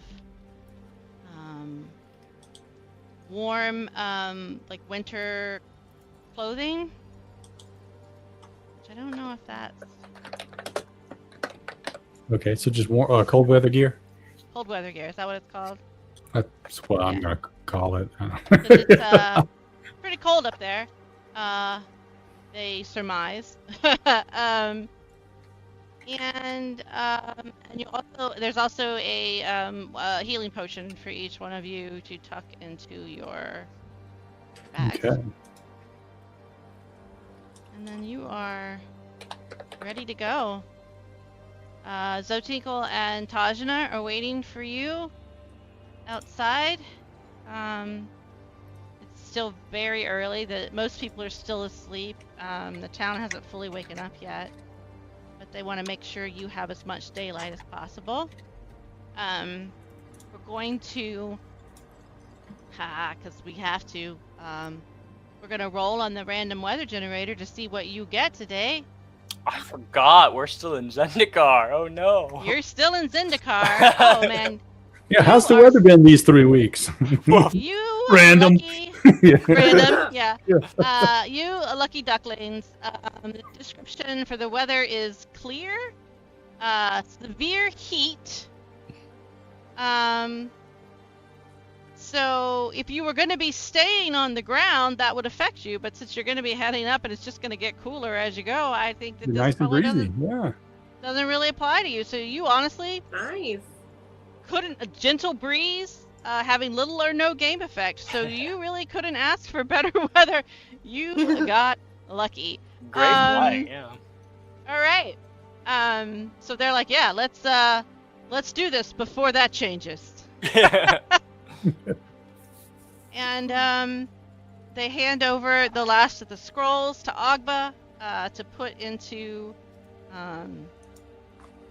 your bag. So you will have, you should have 4 of each, 4 flies and 4 haste, to get you back home again. Tajana looks at Nubbins and says, I know you can cast fly and haste now, but you can only cast so many, and I suspect you might need your powers for other things. So let's just be safe and make sure you all 4 make it back, okay? All right, sounds good. Cast away. They cast away. And you guys take off. How do you try to like stay connected? Do you hold hands? Do you try to move as like have any of you ever flown before? Or is this your first Absolutely time? not. Not. So initially, there's going to be lots of Yeah. whoops and swirls and playing around. Shrieking. Running into each other. Yeah, definitely just the first fly scroll just to play. I would say that they probably like periodically maybe did some training with you guys over the 21 days of Smart. maybe casting Dropped us some off on the you. wall. Yeah. Yeah, that Just makes to sense. see We had the so time. that you weren't going to be completely new at this when you started, but Yeah. Well, in that case, it'll be like, all right, everybody, stay together, just like we practiced. That scene of Invincible. where Right. you get to push you're off the going much, much higher than you've ever. Alpha formation. ring. I think Grick will open up her climber kit and take out like a rope, and then she'll like fasten it around her waist and like throw it to like Ogba and be like, here, this way we can all like worst case scenario, we have a tether to each other. So if one falls, we all fall. Great. Yeah, well, don't fall. Yeah, if your spell peters out, Drag each other back. we'll hold on to you. She doesn't trust anyone. but she gets it. She does it. But she's gonna like, oh, shit, we're all gonna fall. So. It's just a rope. You can cut it if need be. By the time we get there, the rope's gonna be all tangled up, and we're gonna be like in one big knot. Hey, now you move your leg. Wait. Yeah.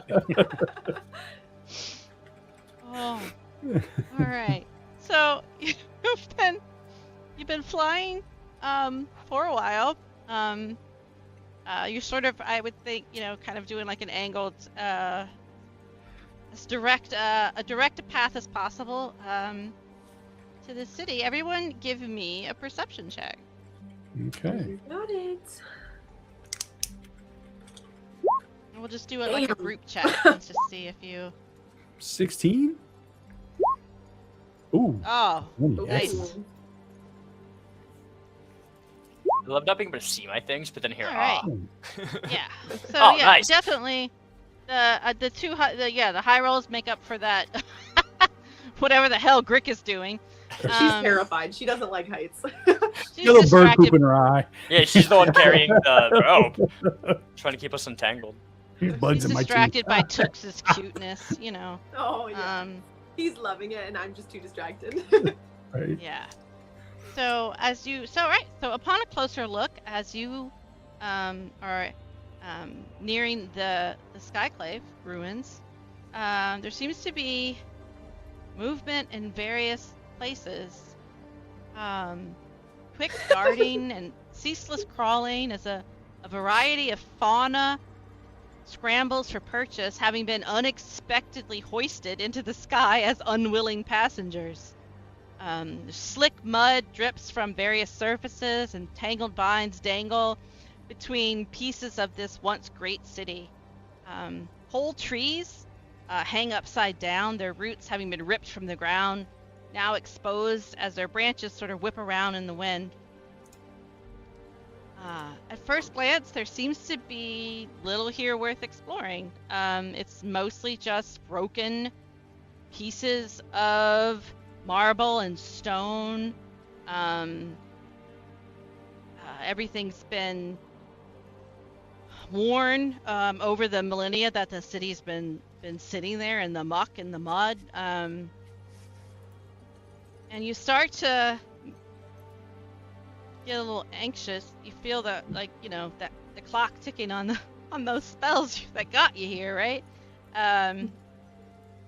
When you come around a large chunk of rubble and you spot what appears to be a huge, intact portion of the floating city.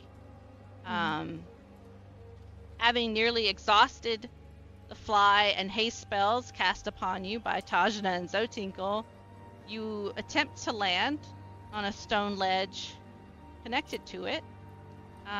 Everybody, make a dexterity, athletics if you have it, check.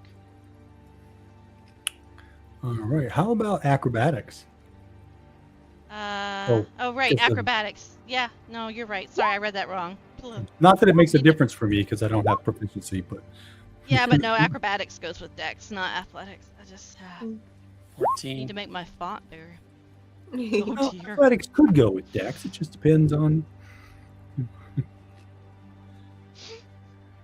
Okay. What did I roll? Oh shit! I rolled a 4. I rolled a 1. Yeah. All right. So, two of you make it, and 2 of you don't.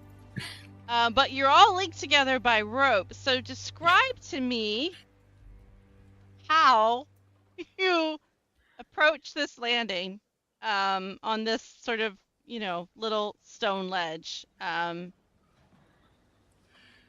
Well, Melvin comes flying in and looking, beautiful, perfect form, catches his foot in that damned rope,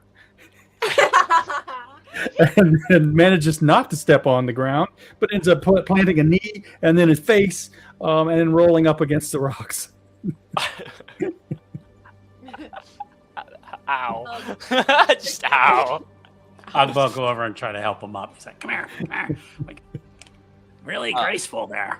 Grizzle goes, oh yeah, alright, this is my time to look cool in front of these guys. Superhero landing, go! Oh, I nailed on a rock. I skinned my knee. Oh, this rock's really soft. Oh, sorry, Nubbin. It's okay. Grick is pretty used to just getting around places. She's very dexterous. And so she will, as she's approaching the ledge, she'll like grab and like spin and then land and grab like whatever, like pickaxe or axe, climbing axe that was in the thing, and like stab it into the wall and like grab onto the rope at her waist and like turn around and then just see all of you guys in like a pile. Nice. All right. Nubbin and Grizzle both roll. You take 1d4 falling damage when you very All right. ungracefully crash into this stone ledge. Yeah, that sounds about right. Oh, a whole 4. Oh no. Hey, I'll match you. That seems fair. Fair's fair. You stand there, exposed and buffeted by the wind. The stone beneath your feet is kind of trembling from the wind currents. Your position is precarious at best. Here you are, 4 little goblins, miles up in the sky, surrounded by rubble, larger than you, from a civilization you barely comprehend. It's hard to breathe. You're freezing, and you feel very unsteady. You need to find a way in. I want to start scouting around to see if there's anything that looks like a building with like an entrance. Or... Mm-hmm. Someplace where we can set up a base camp that we can be relatively safe. Out of the wind. Agba, make me an intelligence investigation check. Alrighty. Not her strong suit. Oh, look at that. Ooh, Fuck yeah. Nat 20. damn. Success. All right. You are, Right there. describe to me what this looks like.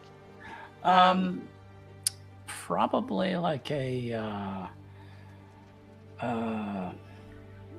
maybe like an old, almost looks like an entrance to a temple. But it's part of the doorway is cracked, where like, and it's like kind of shifted down a little bit, but it looks like there's a like a short entrance that we might be able to get into, and maybe just to get some quick shelter. Excellent. Yeah. So you land pretty expertly. You help your buddies up, and then as they're kind of, dealing with the pain of not landing rather ungracefully, you're on it. Like, you immediately clock the situation you're in, and you're like, I gotta get us in a better position before these 2 numbnuts fall off the ledge and take me with them, because we're all Right. tied together. Yeah. I mean, part of it's probably taking the damn rope off. So you're looking around and you find you're able to like push back this thick carpet of vegetation, and you find like a little kind of entrance, and there seems to be kind of like a collapsed, like maybe it was once an entryway. You're not sure, but it's kind of collapsed. But there seems to be kind of like a clear enough tunnel leading inside that you could get in there. And then once people are coming on, she wants to like light a torch and kind of get a look around, see what she's led them into. So yeah, it's the path ahead looks clear enough. Again, like you can tell that like this city was once like this pristine white marble and like polished stone, intricately carved, but like it's been millennia and it's been sitting, partially underground,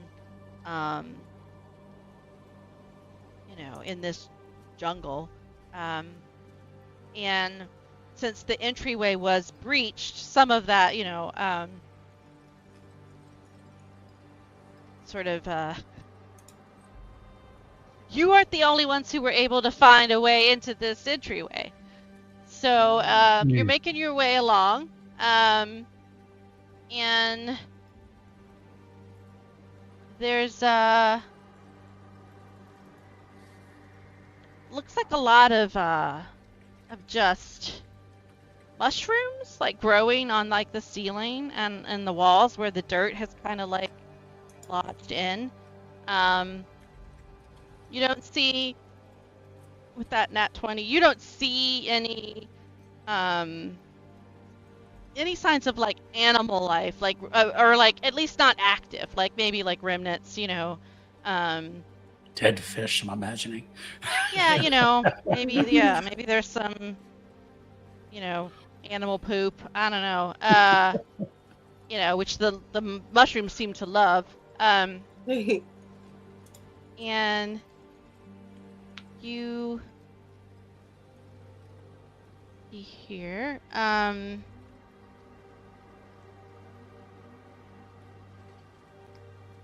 You all need to give me dexterity saving throws. For Okay. sure. I think I have Oof. Wait. advantage on those. That's just 6, not 6 plus 2. Yeah, Oh, is okay. this Oh, yeah. Less sorry. select. Is DC this something that I will see that's happening? Because I have a thing called Danger Sense, which gives me advantage on dex saves that I can see. I'll give it to you. Yeah, you can have advantage. Okay.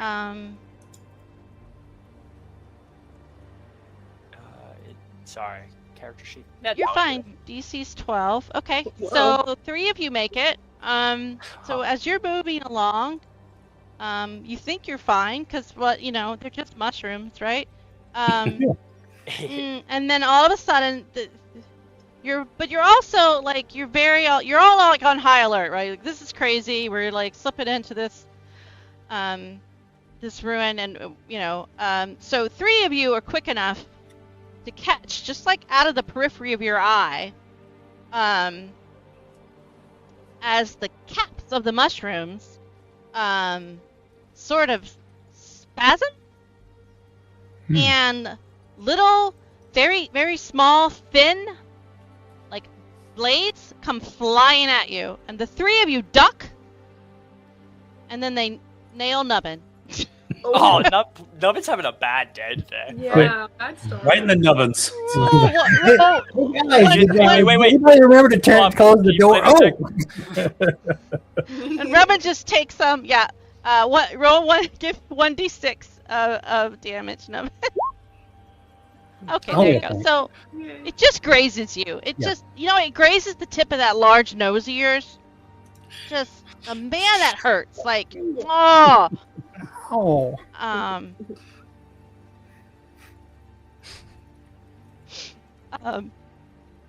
Now did that what do you do? mushroom just attack me?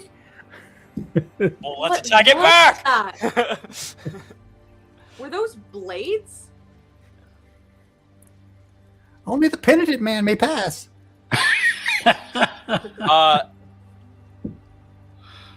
They seemed like they were like aiming. Can I jump at one with my axe and swing my axe at a big mushroom? Yeah. Awesome. Axe time. Yep. You lop the cap right off the top of the mushroom. But you notice that the other mushrooms are starting to like twitch. The one that shot us, she wants us to take her torch and burn it. Oh, more than one released. The original one. Yeah, but yeah, sure. You burn it, but. All right, so you're gonna stay and fight. You're gonna. All right. Twitch. I didn't say I was going to stay and fight. I'm burning, and then. And then with my move, apparently, I'm leaving. Hey guys, they're all interacting. We hurt one, and they're all moving. Be ready for a fight. We might. 5, 4. Retreat. I'm going to dash Are through. we dashing forward? 2. I'm going to He's spend gonna my grab action to Tooks and dash start through. bolting down the hallway. Okay. Tactical retreat. All right. So you race ahead Yep. before the caps, sort of like spasm and release like another round of blades. Luckily, you don't see any more mushrooms. It starts as you're making your way further in. You're seeing the vegetation and stuff hasn't like made it all the way through to the tunnel. It was just sort of more like at the entrance where it had started to like creep into the breach in the door. But as you make your way further into the tunnel, it seems that you don't notice any more mushroom. So, Grick, you're from around here, right? Yeah, I guess. Is them weird-ass mushrooms a typical jungle thing here? Hey, Aunt Mouse. I'm guessing no, right? What do you got? You got knowledge nature. You got Or so just because I like lived in Balaged, if I'd seen any of them, but I could roll a nature or a history, whichever. nature would be the best if you got it. I don't got it. Yeah, you've never actually encountered these mushrooms before. Yeah, no, this is not that. I've never seen that before. Okay, so we should be on the lookout for weird things. Yeah. Weird things. I'm gonna take the mushroom piece that I had and stuff it in my bag. Maybe Okay. cut Is it that into edible? pieces. I don't know. We'll find We out should- later. No, we shouldn't eat that. Well, I'm not gonna start by putting it in my mouth, but I'm wondering if if any of us Well, can figure anybody out got- this mushroom. See if Anybody got Tooks likes it. survival? I do. Right? Yes. I mean, yeah. Wait. I mean, I can roll survival. May I make a survival check? I have proficiency in that too. I'm sorry, what was that? May I make a survival check? Yes. Yes. Awesome. I wonder if it'll be good in a soup. I got a 17 Delicious and Yeah. dungeon style. with no proficiency, So- so Yeah, but you got a 17, so is it as long as it's a survivalist skill you can use without being trained, right? there are no skills you cannot use without being trained. Okay, that's an old 3.5 thing. Yep. Okay, sorry. Then yeah, you're fine. I mean, like, so yeah, Grizzle, you're looking at this mushroom and you're wondering, like, yeah, and you're like, yeah, you think I can eat it? So, and Nubbin, you take it and you sort of kind of like poke at it and like, you know, kind of slice it, and look at like a section of it or whatever, and yeah, you think that actually you could eat these mushrooms. Like, they don't seem to be, because what he grabbed was just the cap. Yeah. And it seems like, while there are like slits all around, like the base of the underneath, like the top of the cap of the mushroom, there's not actually anything in there right now, and you don't detect like any kind of like poisonous like ooze or anything like it doesn't seem to be secreting anything, and you think you actually could make a soup out of these mushrooms. Okay, so as long as we deblade them. Perfect. Then that'll be for later this evening. But She'll make soup for everybody whenever we do relax. Yeah, if we could find some squirrels to go with the mushroom, I can make a great stew. Might be tough in the cave or in this part of the city, but You gotta remember this was underwater, so I don't think there was squirrels underwater. Those little Or fuckers chipmunks. get anywhere. even. Right, so you guys, you make your way a little further in, and I'd say you're probably about 3/4 of the way through this sort of like makeshift passage of crumbled stone and dirt, when the whole structure starts to vibrate as a low roll of thunder passes by outside. Oh. This section of this recently risen ruin is still kind of settling in its new aerial home, starts to collapse. Oh. Starts to what? Collapse. Oh. As the Yeah. ceiling. How tall is Everybody- the ceiling above us? Really quick. Sorry. Also, I I'd don't know what's going say- on with your camera. We can't see you. Yeah, are you aware? My that- camera? Yeah. Oh, shit. It- Oh. It happened pretty recently, so. Oh, I know when it happened, Ivy. Aw. Hang on a Say something, second. But then I was like, I don't want to interrupt. That's all right. No. Just think about your impending deaths for a moment. I'll be right back. Yay! Rocks impending fall. deaths. We plummet to our death. Where the hell did... Roll up your Woo! characters. Okay. There's the camera. So literally rocks fall and you all die. So. Yeah. It's all over. That was it. Thanks for playing. All right. And we all There you came back. go. Woo! Next week I'm gonna make a. So. I swear, your dogs are worse than cats. Okay. There's a camera now. There we go. Is that better? Yeah. Girls. Thanks for that assist. There, Ivy and Rio. Okay. Sorry for the interruption. Right. Now move your mic back You were towards your asking mouth. about how much head clearance you had, right? Yes, I would yes. say probably it's pretty tight. You have about maybe a foot above your head. Mm. And yeah, Okay. everything seems to me like it's gonna be coming apart. And you need to all roll me a dexterity acrobatics check. Acrobatics. Okay. Whew, 17. Okay. DC is 15. 13. Ah. I'm so good at acrobatics. How did this happen? Oh, I clicked on legs. I was like, my deck seems really low. Oh. Well, Whoop. Still got that rope on us, don't we? Yeah. Yeah. So Agba, yeah, or sure, yeah, you guys, so on a failed save, a creature falls prone and takes 1d6 damage from falling rubble. Right. One. What was the DC? The DC was 15. Oh, okay. if I roll maximum damage against myself again, I'm gonna be so sad. So everybody but me this time. Okay. Yeah. And you guys are, you're knocked to the ground. The rubble falls on you, but you're lucky you made it in to the tunnel as far as you did.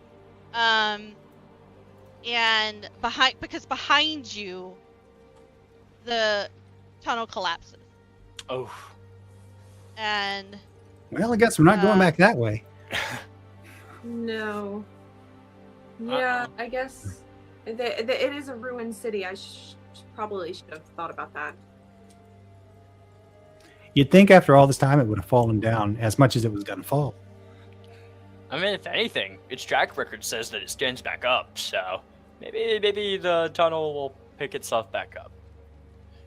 I'm still not camping out in it. Yeah, we should probably keep moving. as you scramble ahead, who's in the lead? Probably Not still me. Agba, I would imagine. I was gonna say Still probably Agba. was ever quicker. Yeah, to have a Alright, Agba, torch. that- and- That beautiful tuk-tuk nose of yours. Take a deep breath, and you smell like fresher air, instead of this musty dirt smell. Not quite as I stale think here. you're getting close to the end, Okay. and out of this rumbling Okay. Come on. tumble. I'm right behind you. Don't stop moving. You see up ahead. You see a small gap in a stone wall, just big enough for a goblin. Check Good for news, traps. we're all goblins. Check for traps. Do you seriously want to check for traps? Well, I mean, yeah. She wants Alright, to go make ahead. sure there's nothing wrong with it before they. Well, do you- an try to accidental crawl dead through it. ball, right? I mean, What do you roll to check for traps? I forget. perception or investigation, depending on how you do it. Okay. Probably more perception, just as they're running forward, like.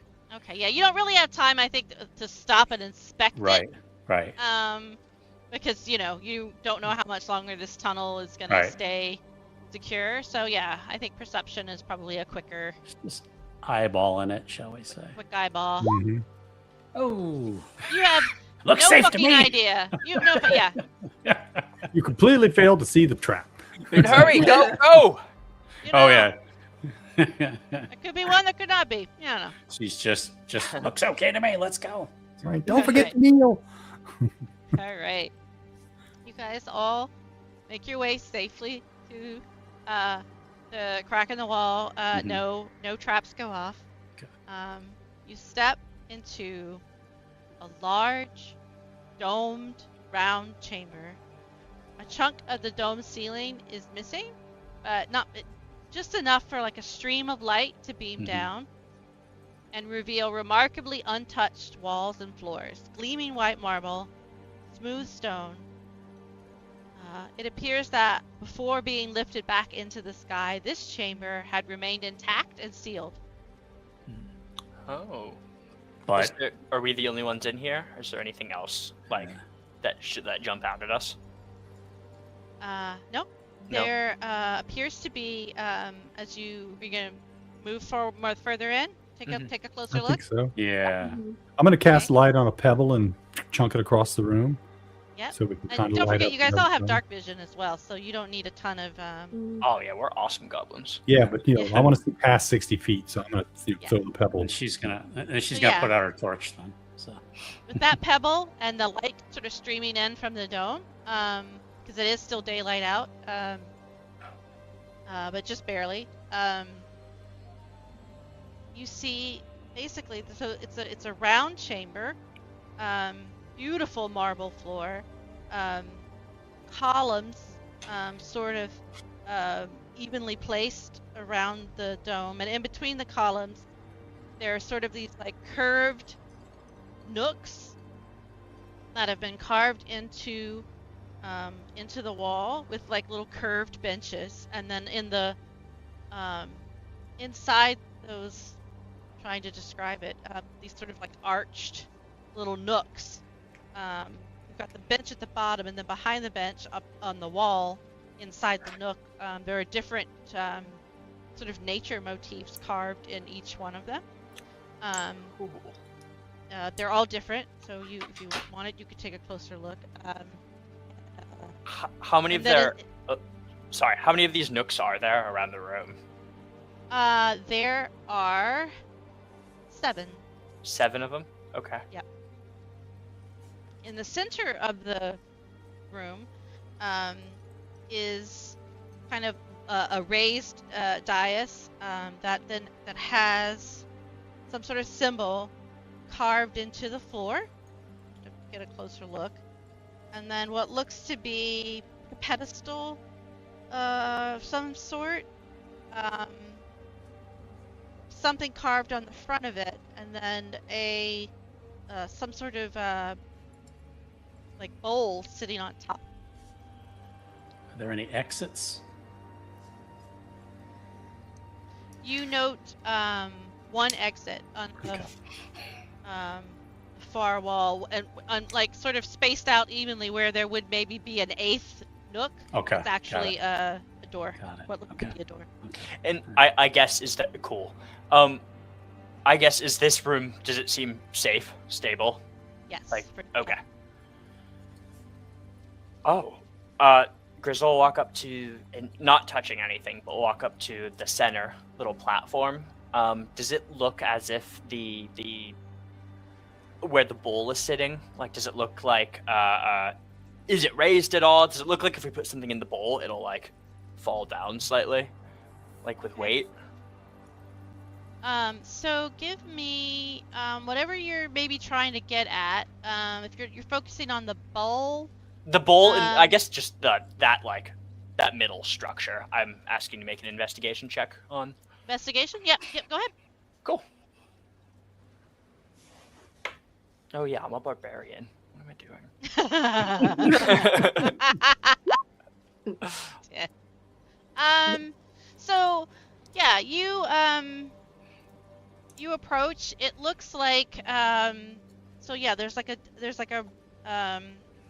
round kind of raised dais with the symbol carved into it, and then the pedestal sits in the center of the carving.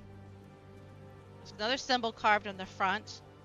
The bowl is sitting at the top. You get the sense that maybe it's some kind of altar. Okay. Yeah, and the bowl is metal.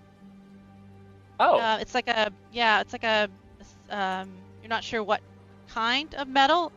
Maybe copper. Is it like and- rusted or oxidized or anything? From the Yeah. time? Okay. Yeah, but and it kind of it smells, but just slightly of. You're not sure what. Yeah, well, on 10, you're not sure. Yeah. Looks like maybe this is a prayer room, or I don't know. They put something in this altar bowl. Yeah, could be. I'm gonna check out these nooks on the side, see if that gives us any information. Yeah. Yeah, I'm gonna start going around to the nooks, and specifically, I'd like to do an investigation check on the murals, and even to like, I think I'll start tracing them into like a notebook or like paper that I brought. Mm-hmm. Okay. There are a variety of different checks you could do, and you get different kinds of information depending on what you choose. So whether you want to look at Arcana, Nature, History, Religion, Perception, Investigation, Mhm. whatever you think you're. I'll do a history check. I think after all of my time at the Rookery and studying the history of the place, I think that's kind of what I latch on to. I agree with that, and I will give you advantage on this. Yay! Looks as being very encouraging. Yay! Nice. All right. So, you're looking at this, and you're thinking back to your nights, long nights spent listening to Euphrasia go on and on about the various different ancient civilizations and places of Zendikar, while Thraga kind of like keeps nodding off while she's knitting. You see that like one of them, the one in front of you, has like a mountain motif, and what looks to be like maybe a volcano sort of drawing, like lava. Makes you think, and then as you walk around, you see another one that has like a water motif, like of the sea, and with like mermaid, like sort of swimming through it, and you see another one that has like it's hard to tell, but you think what might be like what you might be looking at as an iceberg. And then you see another one that reminds you of home. Like it's tangled vines and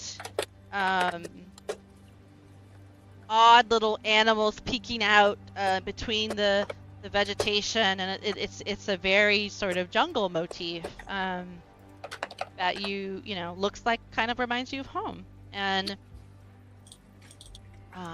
then there's, let's see, that's what, 1, 2, 3, 4.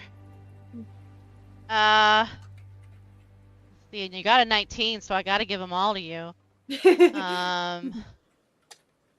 See here, sorry, give me a second. No, I need it's my. So yeah, and then because I'm trying to remember which ones I haven't. You get to another one that looks like it's weird, but it's like the artwork. It's the carving is like so expressive that it makes you feel uneasy, like, and it just gives you this sort of rotting, fetid like swamp feel, like of what it looks like it's depicting. And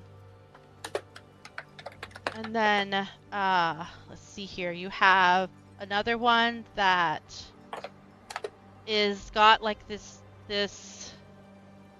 large circular motif in the center of it that looks kind of like made of like jagged spikes in a circle,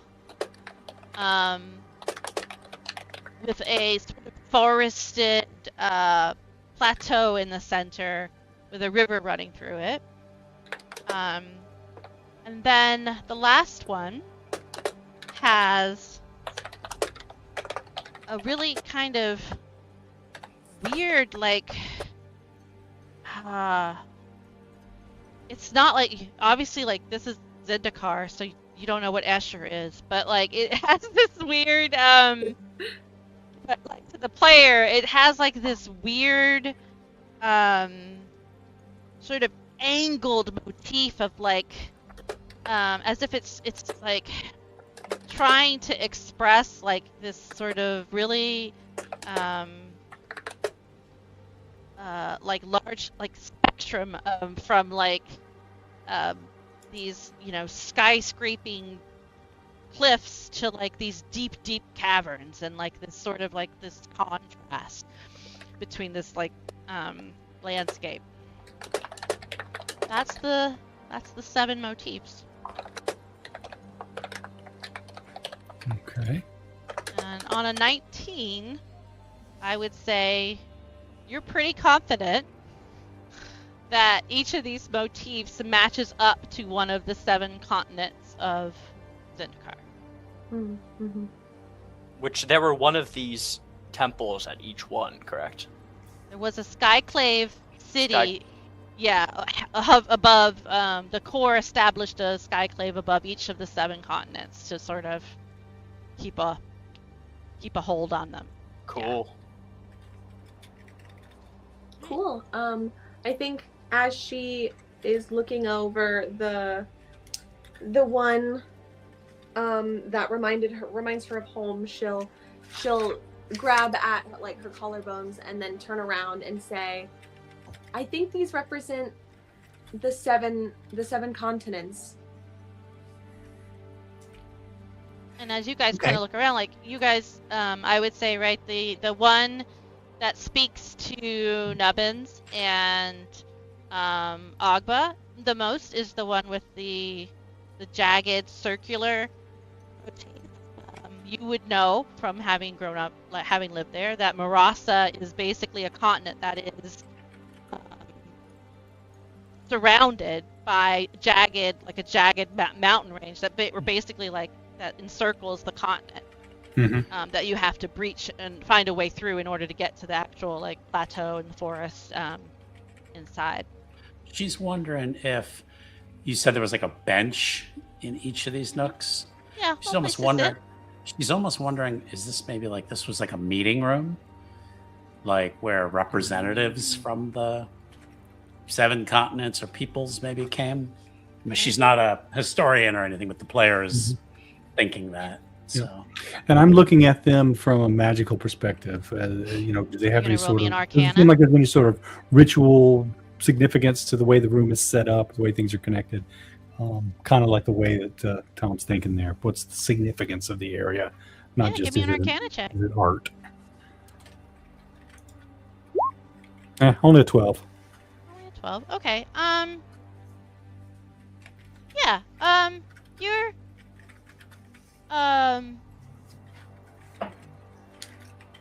You don't get it all, but you do feel like, yeah, you kind of agree, right? Yeah, that it does seem like after you see the Marasa one, and you're like, oh yeah, like this one looks like our home, and you think, and it's not lost on you that as a magician, like as a sorcerer in Zendikar, it just sort of in the back of your head, you're like, oh yeah, right, like 7 continents. There's also 7 types of mana, and that you can pull on for for your sorcerer's powers. Let me get with the 12. Yeah. What do you think each of the people gave then? Because I feel like here in the center is where they collect something. Anybody want to give me a religion check?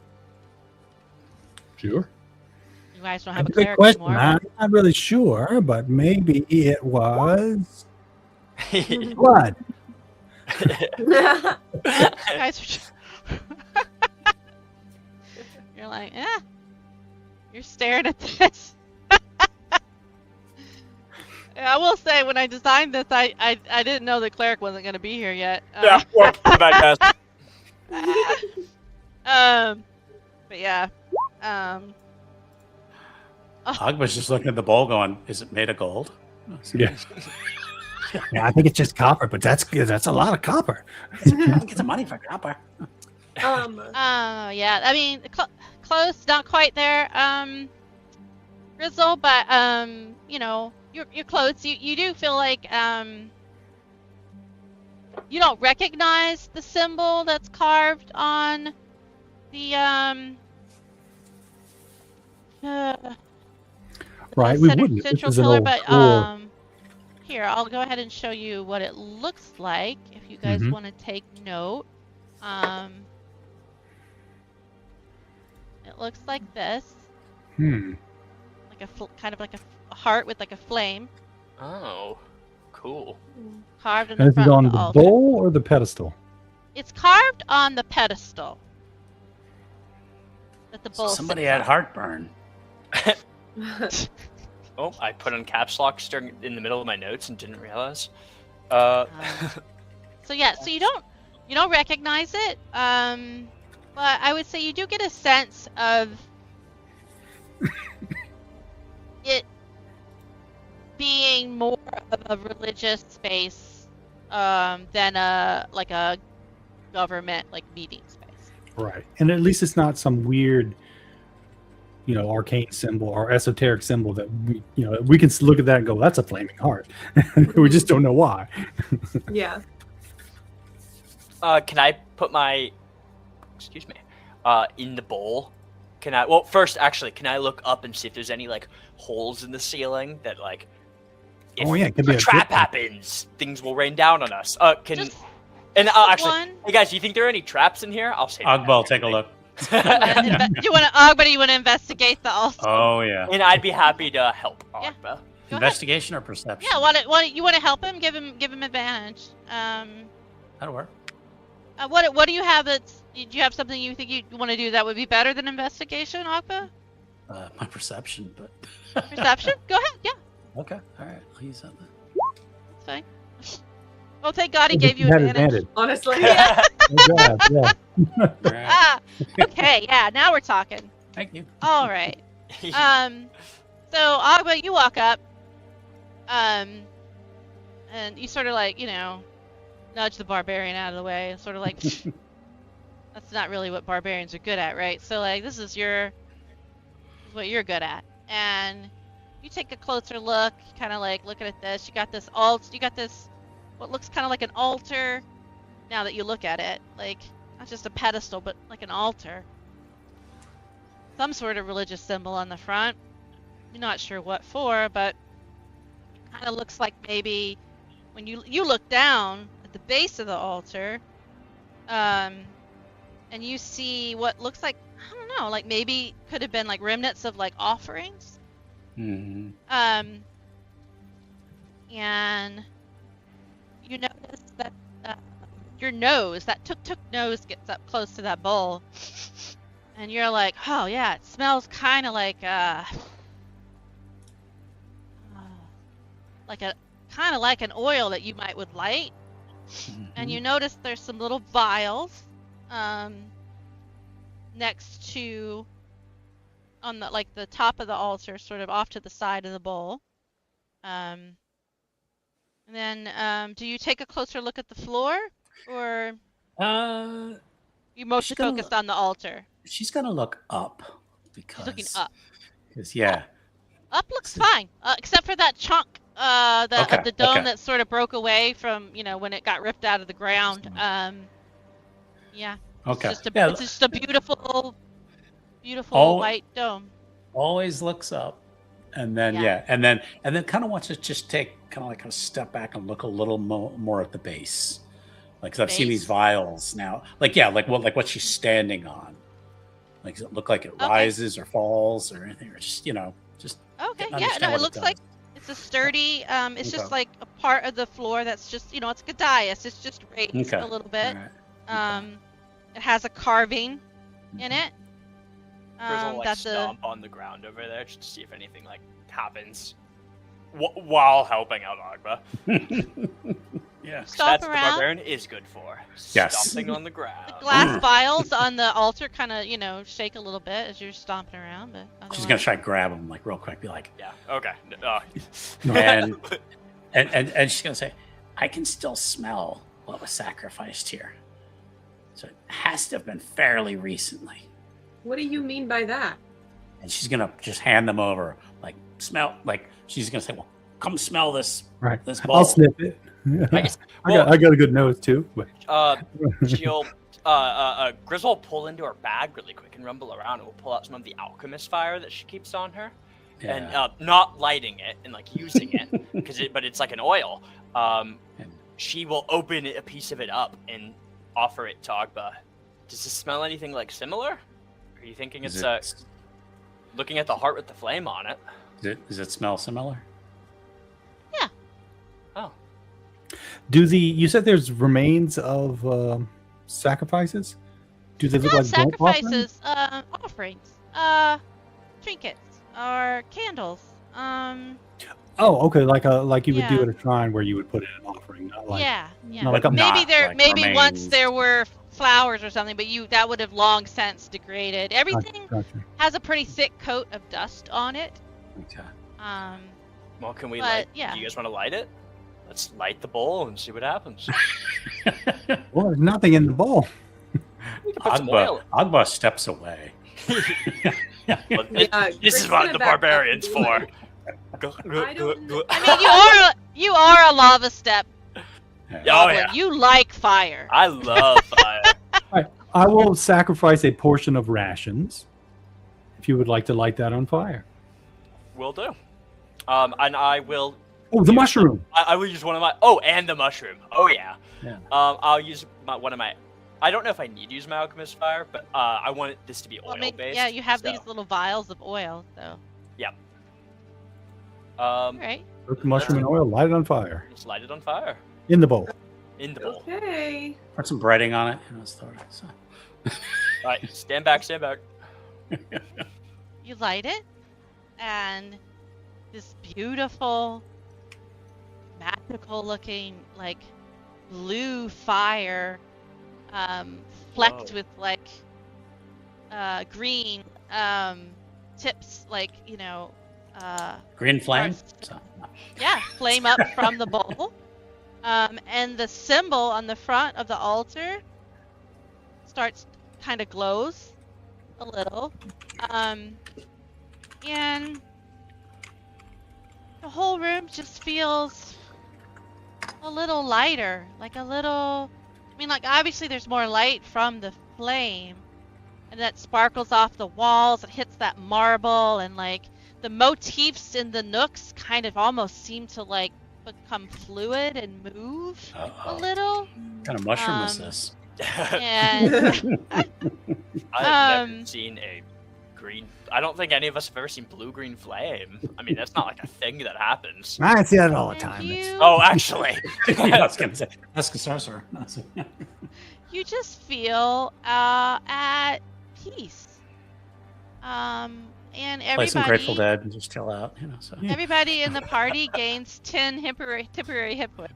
Oh, yay! Hell yeah. As I'll go like take a seat at the pedestal that I assume is connected to mine, and then once we're all ready to get up and go, I guess say like, should we just move on then?